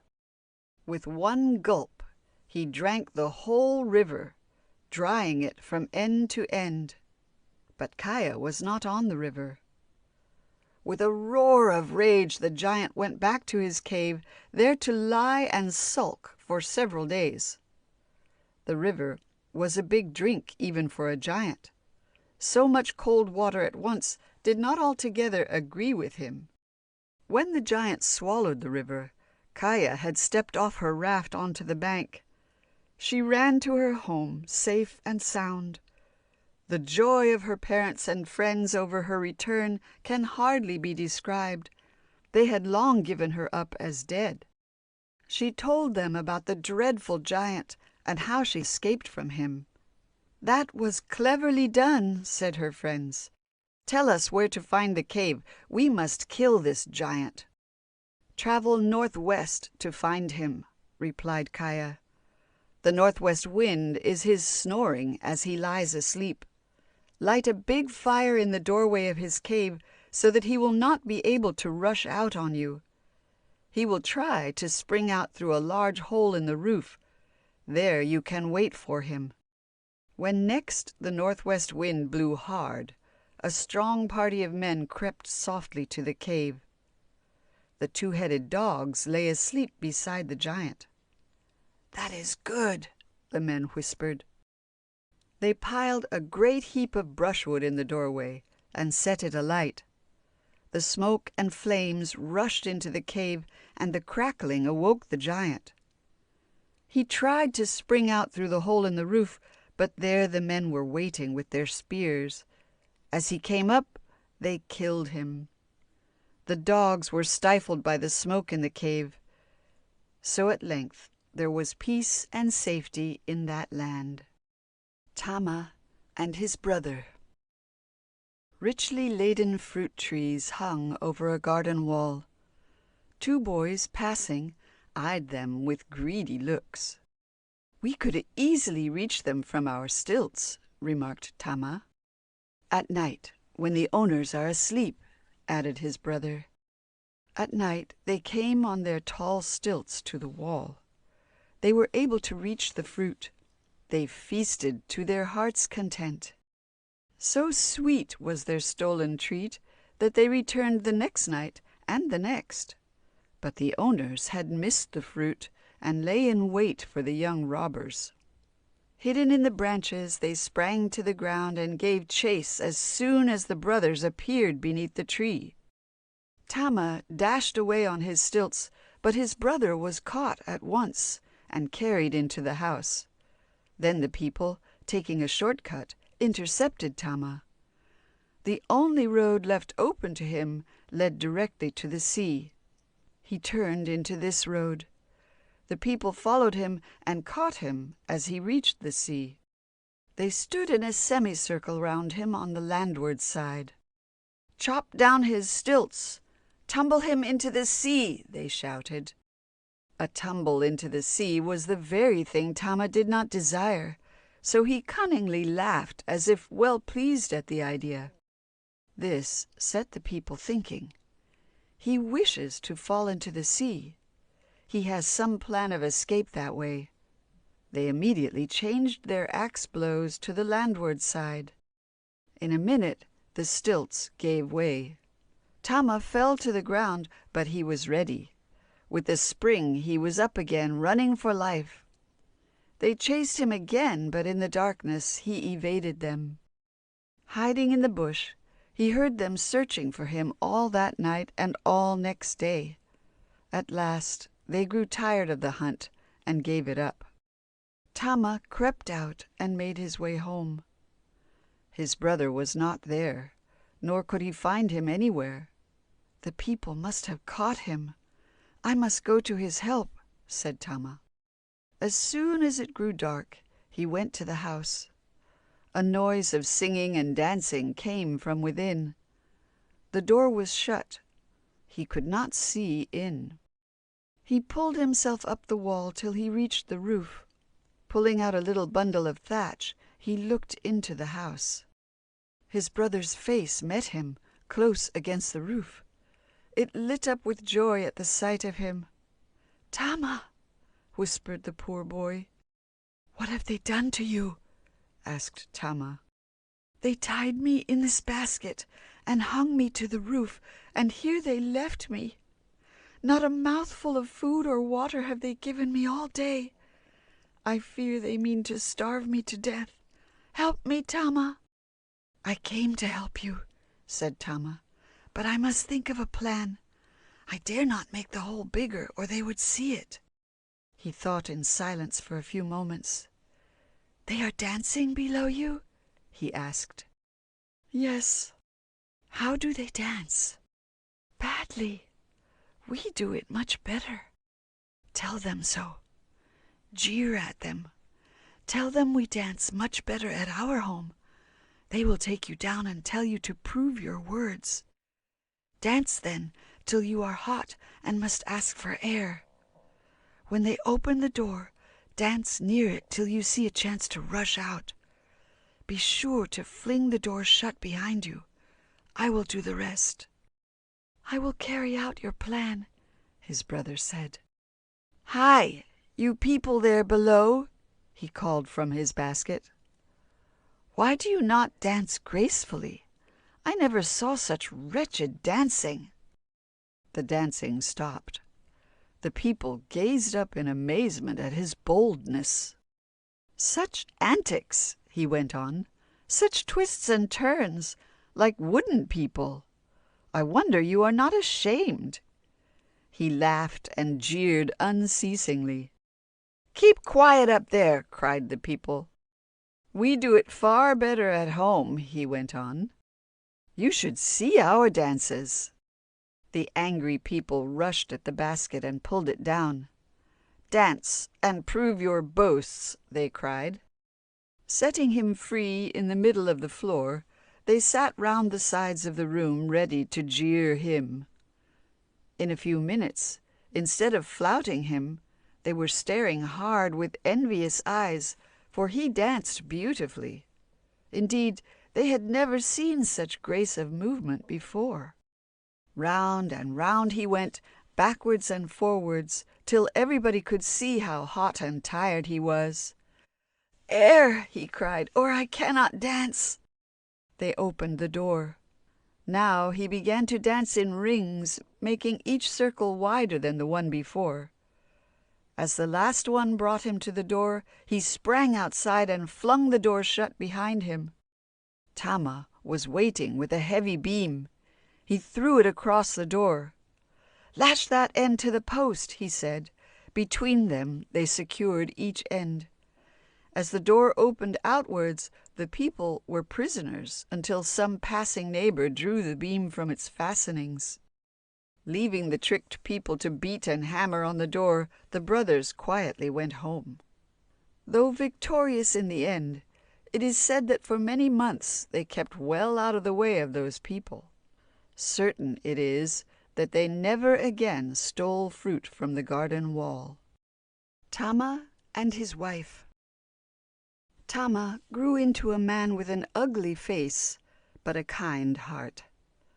It is a great blessing to have a kind heart, for then people forget the ugliness of the face in loving the goodness of the heart.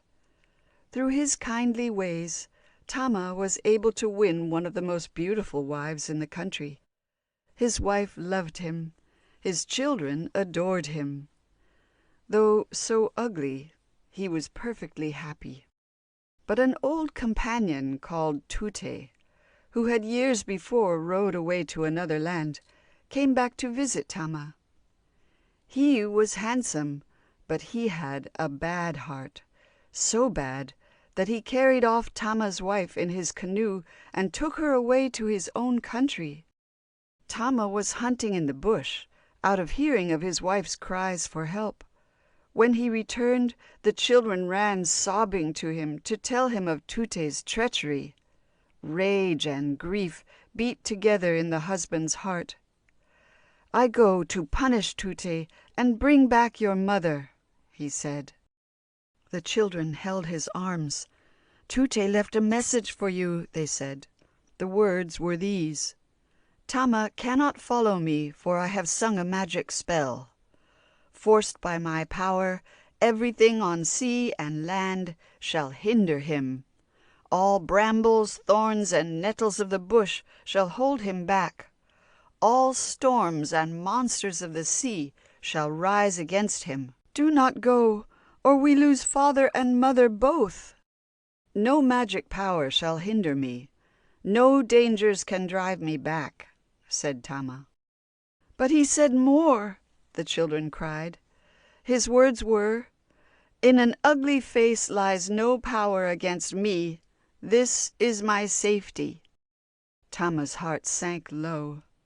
But at last he said, "I will journey first to Fairyland to seek for beauty.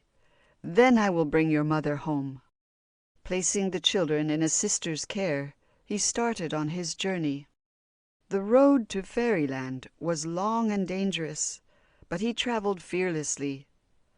Halfway, he met a snow-white heron. "I go to Fairyland," said Tama. "Is the way clear?" "You will never reach that country," said the heron. "The way leads through a long, dark passage guarded by 2 evil spirits. They will not let you pass." "Yet you have passed them?" questioned Tama. "I flew above their heads." "Lend me your body, that I also may fly above their heads." He told the heron Tute's treachery. Roused to pity, the bird agreed to help. He lay down in the bush and slept. Tama made himself small, crept into the white bird body, and flew off with it. Coming to the dark passage, he passed safely over the heads of the evil spirits. Past the passage were mountains. High over these he flew, till he came to a beautiful lake lying in their midst. Here was Fairyland. He dropped to the shore of the lake. The fairies gathered round him, asking, "What brings Tama here?" They knew him, even in the heron's body. He told them of his loss. "I come for beauty, that I may regain my wife," he said. "Draw fine patterns on me, that I may be as beautiful as you," he begged. "Certainly," they said. He stepped out of the heron's body, and they drew fine spiral patterns on his skin. He viewed himself in the clear waters of the lake, and saw that he was handsome. "It is good. You have my thanks," he said. Heated after his long journey, he dived into the lake to swim. When he stepped out, he found to his dismay that all the lines had been washed off his skin. "Why did you wash?" the fairies cried. "But I need patterns that will not come off in water," Tama said. "We cannot make them," said the fairies. "For those, you must go to the next fairyland." Entering the heron's body again, Tama flew on. More mountains, another lake. He had found the next fairyland. He told his tale to these fairies. They promised to make patterns that would not wash off. "But you must be ready to bear great pain," they said. "These patterns are pricked in." "I will bear any pain to win back my wife," said Tama. He lay on the ground while the fairies tattooed his body. The pain was dreadful. Tama all but fainted, but he would not cry out. "He has a brave heart," said the fairies. When the beautiful spirals were finished, he bathed in the lake, but found no water would wash off these patterns. The fairies were so pleased with him that they taught him a charm to use against Tute's magic. He flew back to where the heron's soul slept in the bush, returned the white body so kindly lent, and set off to find Tute's country. Now Tute's magic began to show its power. All brambles, thorns, and nettles of the bush gathered in Tama's path, tearing at him with their hindering hands.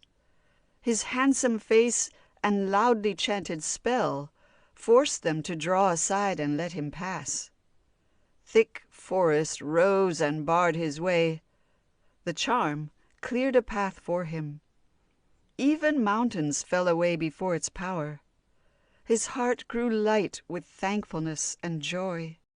He reached a little village by the sea. Here he told his story and begged for help. The kindly people lent him a canoe and men to cross the sea to Tute's land. Tama took with him in the boat ashes from the village fires and a heap of boards. When well out to sea, Tute's magic power sent fierce sharks and monsters of the deep. They gathered round the boat to devour its crew. Throwing out the ashes he had brought, Tama darkened all the water round them. The ashes gone, one by one the boards were flung into the sea. These the monsters seized with their great teeth. While they fought and struggled over them, thinking they were good to eat, Tama and his men escaped. Now Tute's storms rose up. The great waves almost dashed the boat to pieces. But Tama sang his charm until the storm waves died into the sea. So at last he came safely to Tute's land. Looking from Tute's doorway, his wife saw Tama rowing up the harbor. She rushed to meet him. Husband and wife could scarcely speak for joy. The people standing on the shore stared at Tama with amazement in their faces. "Tute told us he was ugly," they said. "He is now handsome. Come, tell Tute he is here." They found Tute and told him, but Tute refused to believe them. "It is impossible," he said. "If Tama tried to come, all the brambles, thorns, and nettles of the bush would hinder him. If he passed those, the forests and mountains would stop him. If he passed those, the storms and monsters of the sea would stop him. It is impossible for him to pass my guards." He sat in his house, refusing even to look out towards the harbor. After some time, however, he missed Tama's wife. He called her, but she did not answer. He looked for her, but she was not to be found. At last he rushed down to the beach to see if Tama had really come. He was too late. Tama and his wife were far across the sea. Sea Goblins. Rua the king went hunting. His son Toka went swimming with other boys. But when Rua returned from his hunting, the young prince was not with his companions. "He swam far out with us, but he never came back to shore," the boys said. "We fear the sea goblins have taken him, for darkness had fallen." The king's grief was terrible, for Toka was his only son. His people wailed aloud when they saw the sorrow in his face. He spoke no word, but, running to a rock that overhung the sea, leapt into the water. His people cried, "Come back!" but the waves closed over his head. Alive or dead, his son should be found if he searched the whole foundation of the sea. The king had one magic gift, the power to breathe beneath the water. He could not drown. He would never rise to the surface again till he had found his son. At the bottom of the sea it was so dark that many times he stumbled. But in spite of difficulties and dangers, he went bravely on all night through the deep hollows and over the wave-beaten hills. With the morning he came out to a strange land.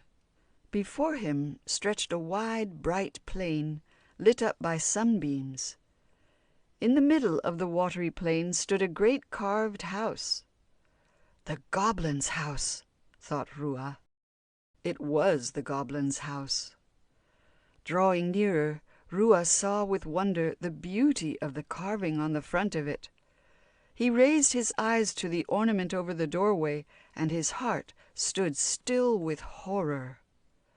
It was Toka, his beautiful son, turned to wood by the heartless goblins and set up as an ornament for their house. For this they had stolen him from his companions. The king rushed into the house, but no one was there. Coming out, he met an old woman. "Where are the goblins?" he asked her.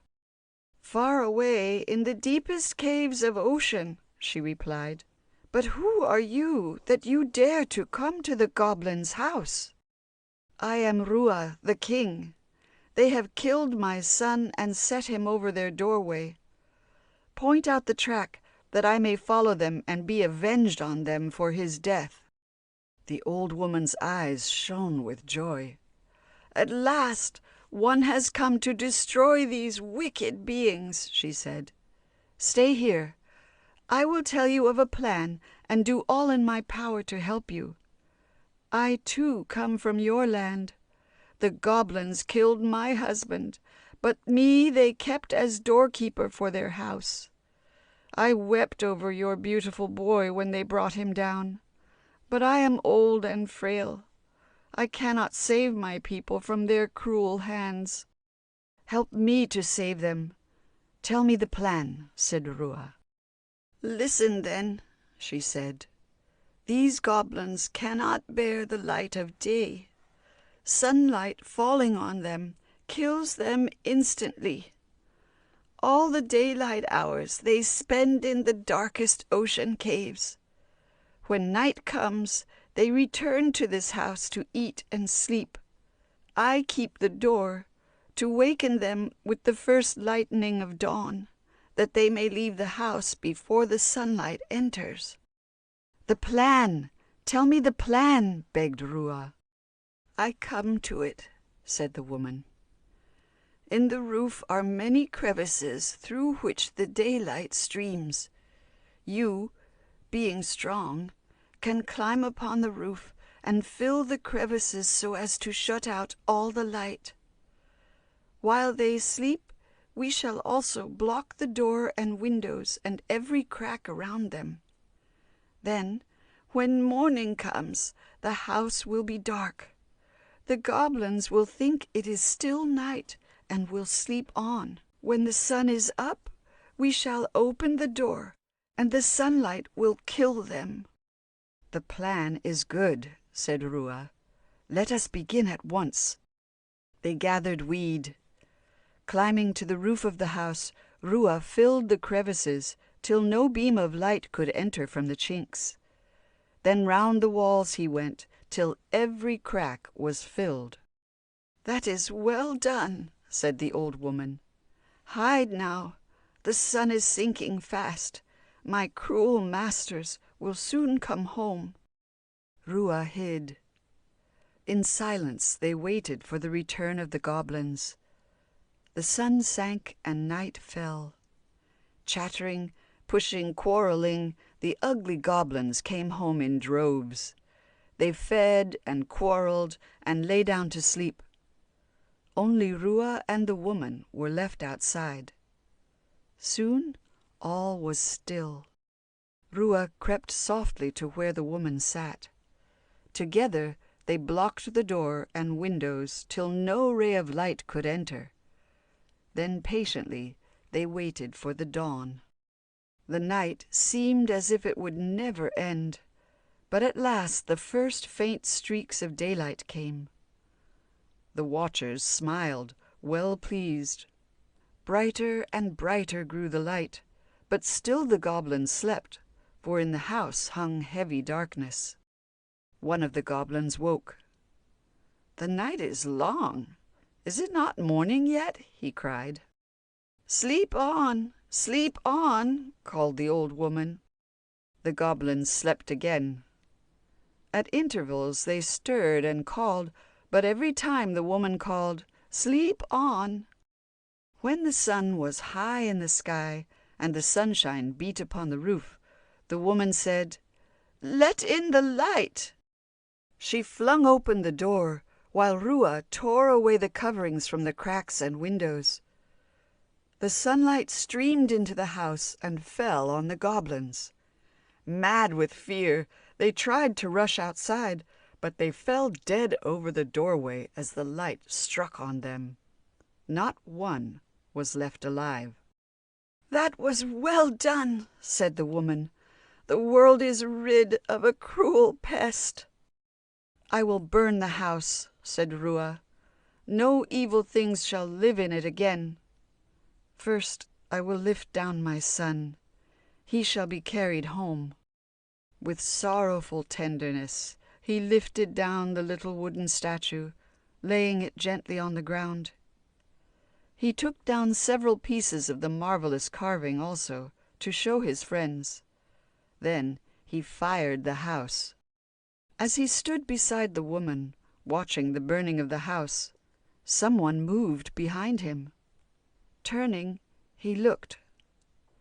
Toka, no longer a wooden statue, rose to his feet, a living boy. The magic spell cast on him by the goblins had died with the burning of the house. With a cry of gladness he sprang into his father's arms. The king held him close, whispering, "My son, my son." The old woman nodded and smiled at their joy. "Let us go home," she said. Then they remembered her and thanked her for her help. They returned to the shore, carrying the carvings with them. Rua's friends made a great feast, rejoicing in the safety of their king and prince. To this day, the carvings that the people make with tools of stone are patterned on the pieces brought by Rua from the goblin's house. The Great Bird of the Hills. A man named Pau was caught in a storm and driven in his canoe far out to sea. He was alone. His single strength was not great enough to force the canoe back to land. The storm continued for several days, driving him further every hour from his home. Half dead with cold and hunger and terror at his helpless drifting, he was flung up at last on a little island. Here he was found by some of the inhabitants, who took him to the king. The king treated him generously, providing him for many months with food and clothing, and giving him a home in his great house. But Pau longed always for his old home and his wife. His thoughts of them kept him most unhappy. "Why are you sad?" the king asked at length. "I think of my wife, and wish for her night and day," replied the man. "If that is so, you shall return to her." "I have longed to do so, but you have no boat strong enough to cross that great stretch of sea, nor could I ask your men to risk the dangers of the voyage." "True," replied the king, "but I have a bird which will carry you across." "A bird? He is never shown to strangers, therefore you have not seen him," said the king. "Promise to step off his back the moment he shakes himself, and I will lend him to you for your journey home." "But if he should shake himself above the sea?" "He will not do that." "Then I promise gladly." The king gave a loud call. From the distance the great bird of the hills flew towards them. So large he was that a man could sit on his back and be no burden. "He will bear you across the sea and safely past the fierce goblin of your mountains," said the king. "You must pass the goblin at the time of sunset. Once past him, the bird will shake his wings. You must at once descend from his back, that he may return to me while the goblin is still dazzled by the sun." Pau promised to do exactly as the king commanded. 2 baskets of food were brought to him at the king's orders. Taking grateful farewell of the kindly monarch, he seated himself on the great bird's back and was borne high into the air above the sea. The strange voyage lasted for several days. Each night they rested on rocks whose heads stood out above the sea. Pau's baskets of food stood him in good stead. The bird fished from the rocks. At last they came in sight of Pau's own land. At the edge of the land stood the mountain where the goblin lived. The great bird hovered in the air, waiting for the time of sunset. When it came, the sun's rays shone full in the eyes of the seaward-gazing goblin, dazzling him. Then the great bird flew swiftly past, carrying Pau to safety. The goblin heard the stroke of the mighty wings, but his eyes were blinded. Once safely past, the great bird shook himself, desiring to return while still the sun shone in the goblin's eyes. But Pau, eager to reach his home, forgot his promise to the king, took no thought of the bird's danger. "A little further," he said. "Bear me a little further." The bird flew on, then shook himself again. "Further yet," said the selfish Pau. He forced the bird to carry him to his home. Carried to his very door, Pau stepped down to the joyful welcome that awaited him. The great bird turned and flew with lightning swiftness for his home, hoping yet to be in time to pass the mountain safely. Alas, he was too late. The sun had sunk. The goblin could see again. He threw a net over the great bird, dragged him to his mountain, killed him and ate him. Away in his island, the king waited for the great bird to come back. Weeks passed. "Something must have happened," said the king. A message came from the wind. "The great bird of the hills is dead. The goblin of the mountains killed him." Grief and anger filled the heart of the king. "Who will bring this murderous goblin here that I may punish him?" he cried. The bravest of his warriors rose. "I will bring the goblin or die in the attempt," he said. The king called up a sea monster. The warrior stood on its back and was carried across the sea to the land of Pau.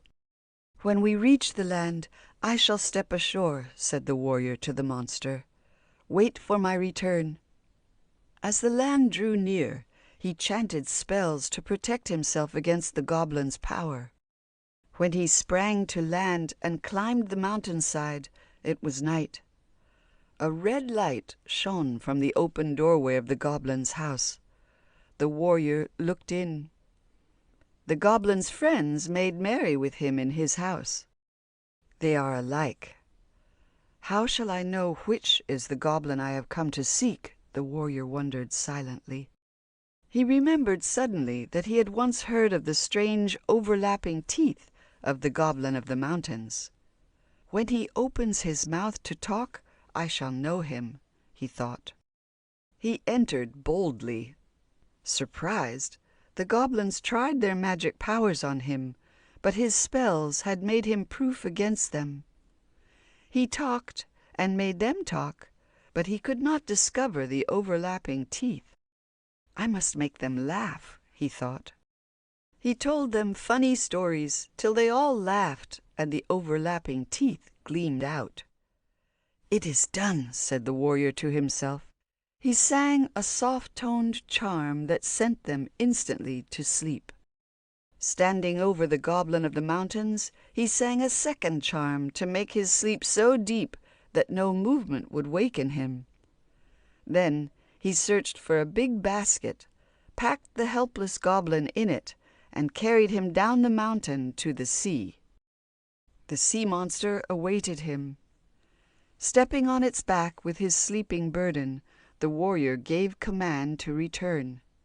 The goblin did not waken till the sea was crossed and the basket opened before the king. There he was put to death for his cruel deeds. The brave warrior was rewarded by the king as his courage deserved, but never again would the great bird fly over the hills at his master's call.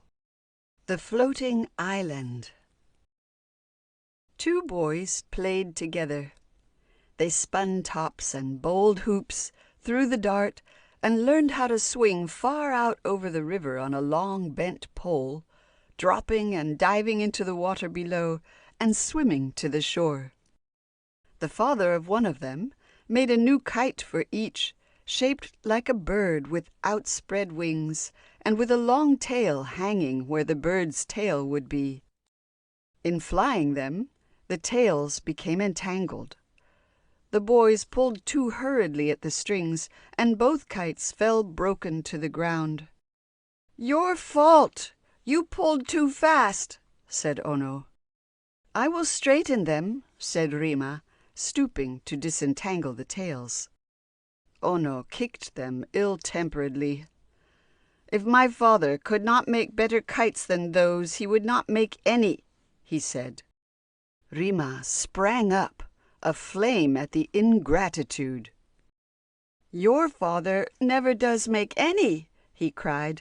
"He never makes anything or does anything. He is out today fishing in my father's boat, using my father's lines, because he has nothing of his own. He is a good-for-nothing." Afraid of the anger he had provoked, Ono slunk away to brood upon the insult. When his father returned at night, Ono repeated Rima's words. "He called you a good-for-nothing," he said. Ono's father was not only a good-for-nothing, he was also violent-tempered.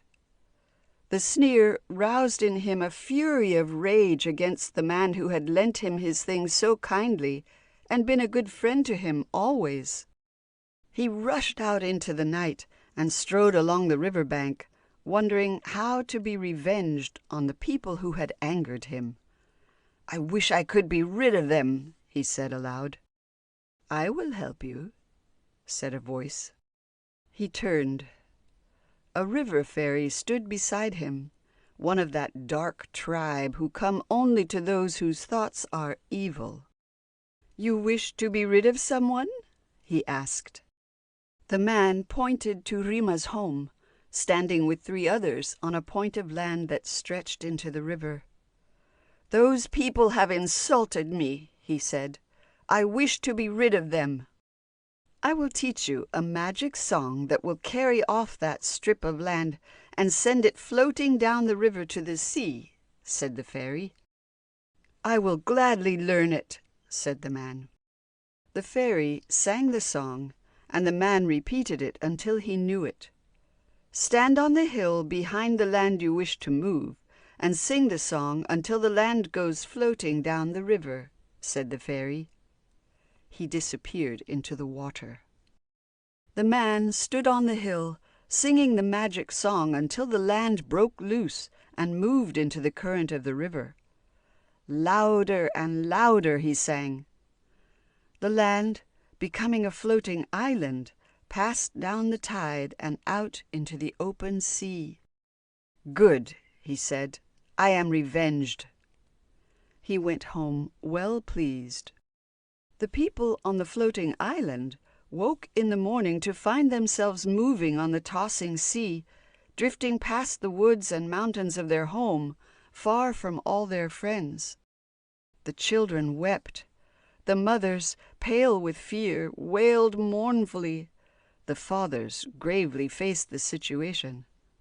"Some enemy has worked a spell," said Rima's father. "But we have our homes, our lines, our nets and gardens. We shall not starve. Maybe we shall soon drift upon the shore. In the meantime, we can fish from our floating island and be happy." Rima ran to bring the lines. Soon everybody was in good spirits, even enjoying their unheard-of trip on a floating island. They fished, played games, flew kites, watched the wonders of the sea and sky, told the old stories of their country. The mothers cooked. When it rained, they caught water enough to last till the next shower. Day after day they floated on for 3 long weeks. Up the east coast they went, along the north and down the west. In all this time no storm had risen, no harm had come to them. One morning a black cloud spread upwards from the wide horizon. From the cloud came the wild west wind. The sea was lashed to foaming waves. The floating island fled heavily before the storm. Again the children would have wept with fear, but the fathers said, "The wind drives us toward the shore. We move to safety." The children looked ahead. They were driving fast upon a new land, wilder and more beautiful than any they had passed. Mountain peaks stood high against the sky. Down their wooded sides dashed silvery cascades, falling to the sea. Nearer they drew, till the island grounded on the shelving beach. Rima sprang to the new land, waving gay hands to urge the others on. They followed, and would have entered the bush, but Rima's father said, "Wait! There may be hidden enemies. I will look." Taking his weapons, he crept into the bush. Presently he returned with the welcome news that no signs of habitation were to be found. "It is a new country," he said, "and a good one. Here is water, and here are wild birds and berries and the roots we eat. Living near the sea, we shall not want fish. It is indeed a good land." Rearing a shelter of branches for the night, they carried to it the things they valued from their houses, for fear the island should float away. Next day, they took their strong stone axes, felled trees, and began to build new houses. They soon settled down in the new country, growing up, marrying, building fresh homes, until their families spread through all the land. They have lived there ever since. As for the island, it rested several days where it had grounded, then slowly glided off and floated out to sea again. Where it voyaged, the people never knew. Perhaps it is floating yet. The Princess and the Giant. Far up amongst the highest mountains in the land lived a giant, so huge that he could step from one mountain top to another, and so cruel that he would eat a dozen people at a time. When he woke from week-long sleeps and stepped down to the plains for food, the people of the country lived in daily terror. He found the princess wandering by herself, but she was so beautiful that instead of eating her, he took her to his mountain-top to be a companion to him. He placed a magic girdle round her waist, tying the other end to his wrist. "No weapon can cut your girdle. Only one thing can break it," he said in his great voice. "You cannot escape. Henceforth you belong to me." The poor princess was heartbroken. Cries and struggles, longings for her lost home and friends, fear of the giant filled her days. In her home there was great sorrow. King and queen and people mourned her as one dead. Word was sent to the prince of the next country, he who was soon to have married her. He came with all his weapons of war, prepared to climb the mountains and brave the giant's power. "It is a hopeless undertaking," said the old king. "No one has ever returned from the giant's land. You go to certain death." "I must make an attempt to rescue my princess," said the prince. He climbed the mountains valiantly. At the top, he found the giant asleep, the princess sitting beside him. Springing to her, he took her in his arms and tried to drag her away. The magic girdle held her. "You cannot set me free," she sobbed. "Only one thing can break this magic girdle, and that thing's name I do not know." "Perhaps its name is strength," said the prince. He tried to wrench the girdle apart, but with all his strength he could not break it. "Perhaps it is my axe," he said, "my wonder axe that has done such mighty deeds." He tried to cut it with his axe, but it would not be cut. He tried every weapon in turn, but not one had power to cut the girdle. The giant still slept on. "You cannot save me," said the princess. "Go away before the giant wakes." "I will not leave you," said the prince.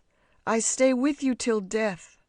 He sat beside her, and for all her pleading would not leave her to her fate. Then the princess wept sorely, for sorrow that her lover must surely die.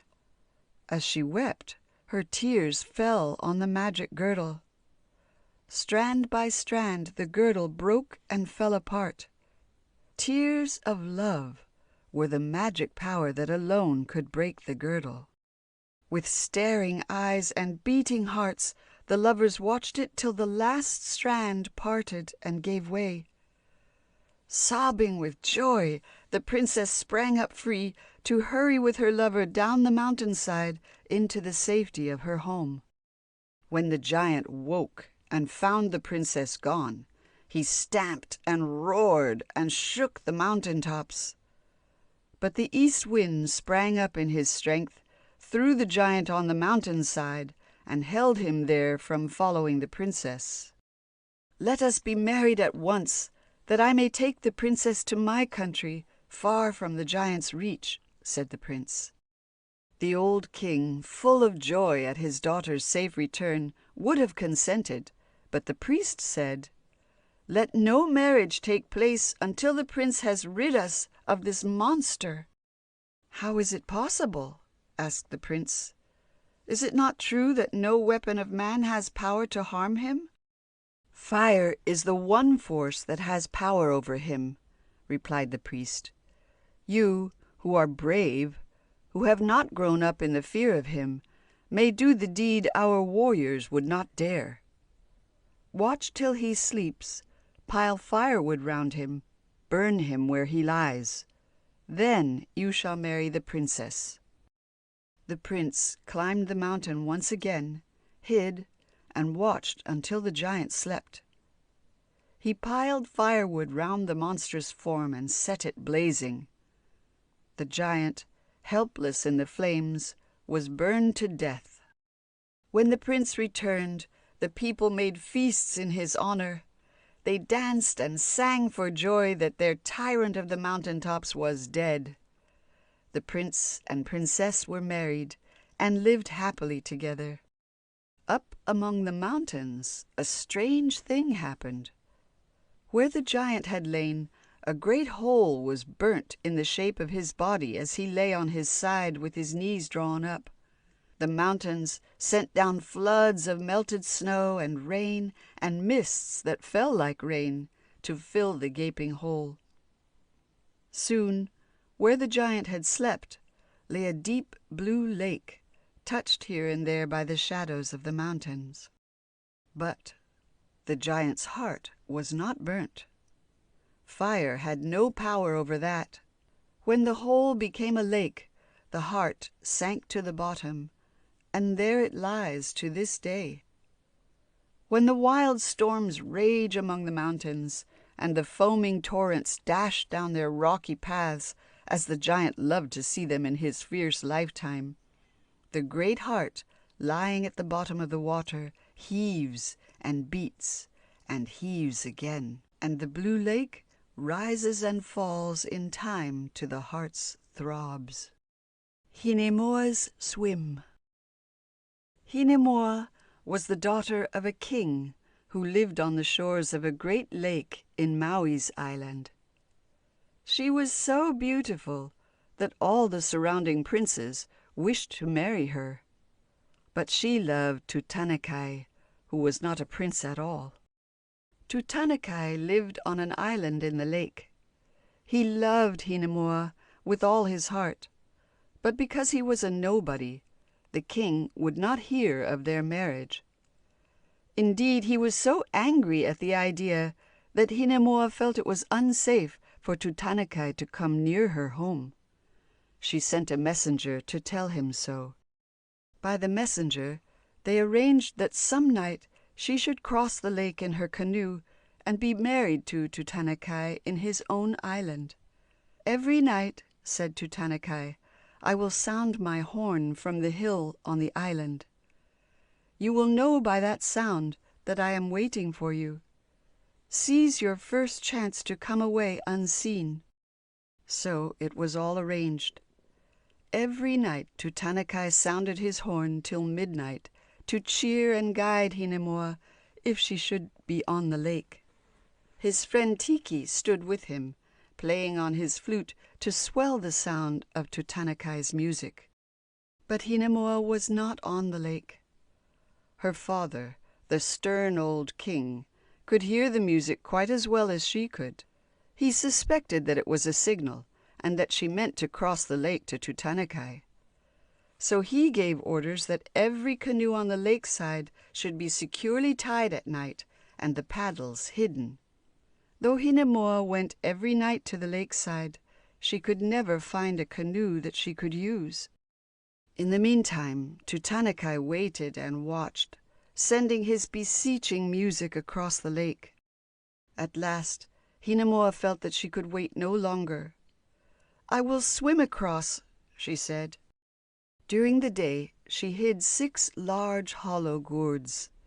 She strung them together with flax, 3 on each side, so that they should act as a raft for her body when she was tired. At night, she slipped into the lake with her raft of gourds. The sky was dark and starless. The island was so far away that she could not see it. No sound broke the stillness of the lake till Tutanakai's music suddenly floated across the water.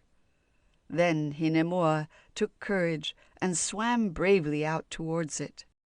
Evenly, strongly, and quietly, she swam for a long time. When she wearied, she floated restfully on her raft of gourds. So swimming, floating, she had voyaged halfway when suddenly she felt that her strength was gone. "I shall never reach the island," she said aloud. "I can go no farther. The Taniwha will find me here and kill me." "Fear me not."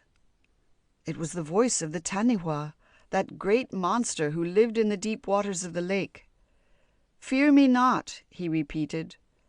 "One so brave shall voyage safely. Here are rocks. Rest fearlessly." A cluster of rocks rose above the water, pushed upward by the monster's kindly strength. Thankfully, Hinemoa lay on them to rest. When her strength returned, she went on her dark way, fearless and calm once more. It grew late. On the island, Tutanakai said to Tiki, "Hinemoa cannot be coming tonight." They went home, not knowing that they were leaving Hinemoa to swim in the great lonely lake with no music to guide and cheer her. Though her heart sank, she swam bravely on, hoping that she should find the landing place. Presently, through the darkness, the island showed. Then she heard the tiny ripples breaking on the shore. She came to the landing place. Close beside it was a hot spring. She plunged into it, easing her aching shoulders and warming her chilled body in its healing waters. "How shall I find Tutanakai?" she thought. While she wondered what to do, a man came to the lake for water. Hinemoa saw him, for the moon had now risen. She knew him at once for Tutanakai's servant. She thought of a plan to bring Tutanakai to the spring. Speaking in a gruff voice like a man, she said, "Give me water to drink." The servant, though startled at hearing a strange voice from the spring, stooped and handed down his calabash of water. Hinemoa took it, drank the water, and smashed the calabash against the rocks. "Why did you do that?" asked the servant in dismay. Hinemoa gave no answer. He went back to the house and told his master that a man hidden in the spring had smashed the calabash. "Take another," said his master. Again the servant came, and again Hinemoa begged a drink and smashed the calabash. Several times it happened. The servant dared not refuse a drink to a stranger. At last, Tutanakai, waiting in the house for his water, flew into a rage at the loss of his calabashes. He ran to the spring. "Come forth, the man who broke my calabashes!" he shouted. "It is I, Tutanakai. It is Hinemoa," she said softly. How joyfully he took her home. They were married, and a great feast was made. Everybody came to gaze on the lovely princess who had braved the terrors of the dark lake for love of Tutanakai. Everybody praised her beauty and her courage. News of her brave deed was carried to her father, winning his forgiveness for her flight. Tutanakai made his princess happy. He showed himself so noble and so strong that he might just as well have been a prince. To this day, the descendants of the two are proud to tell the tale of Hinemoa's swim. If you liked the video, put a like, subscribe to the channel and click on the bell to not miss our new videos.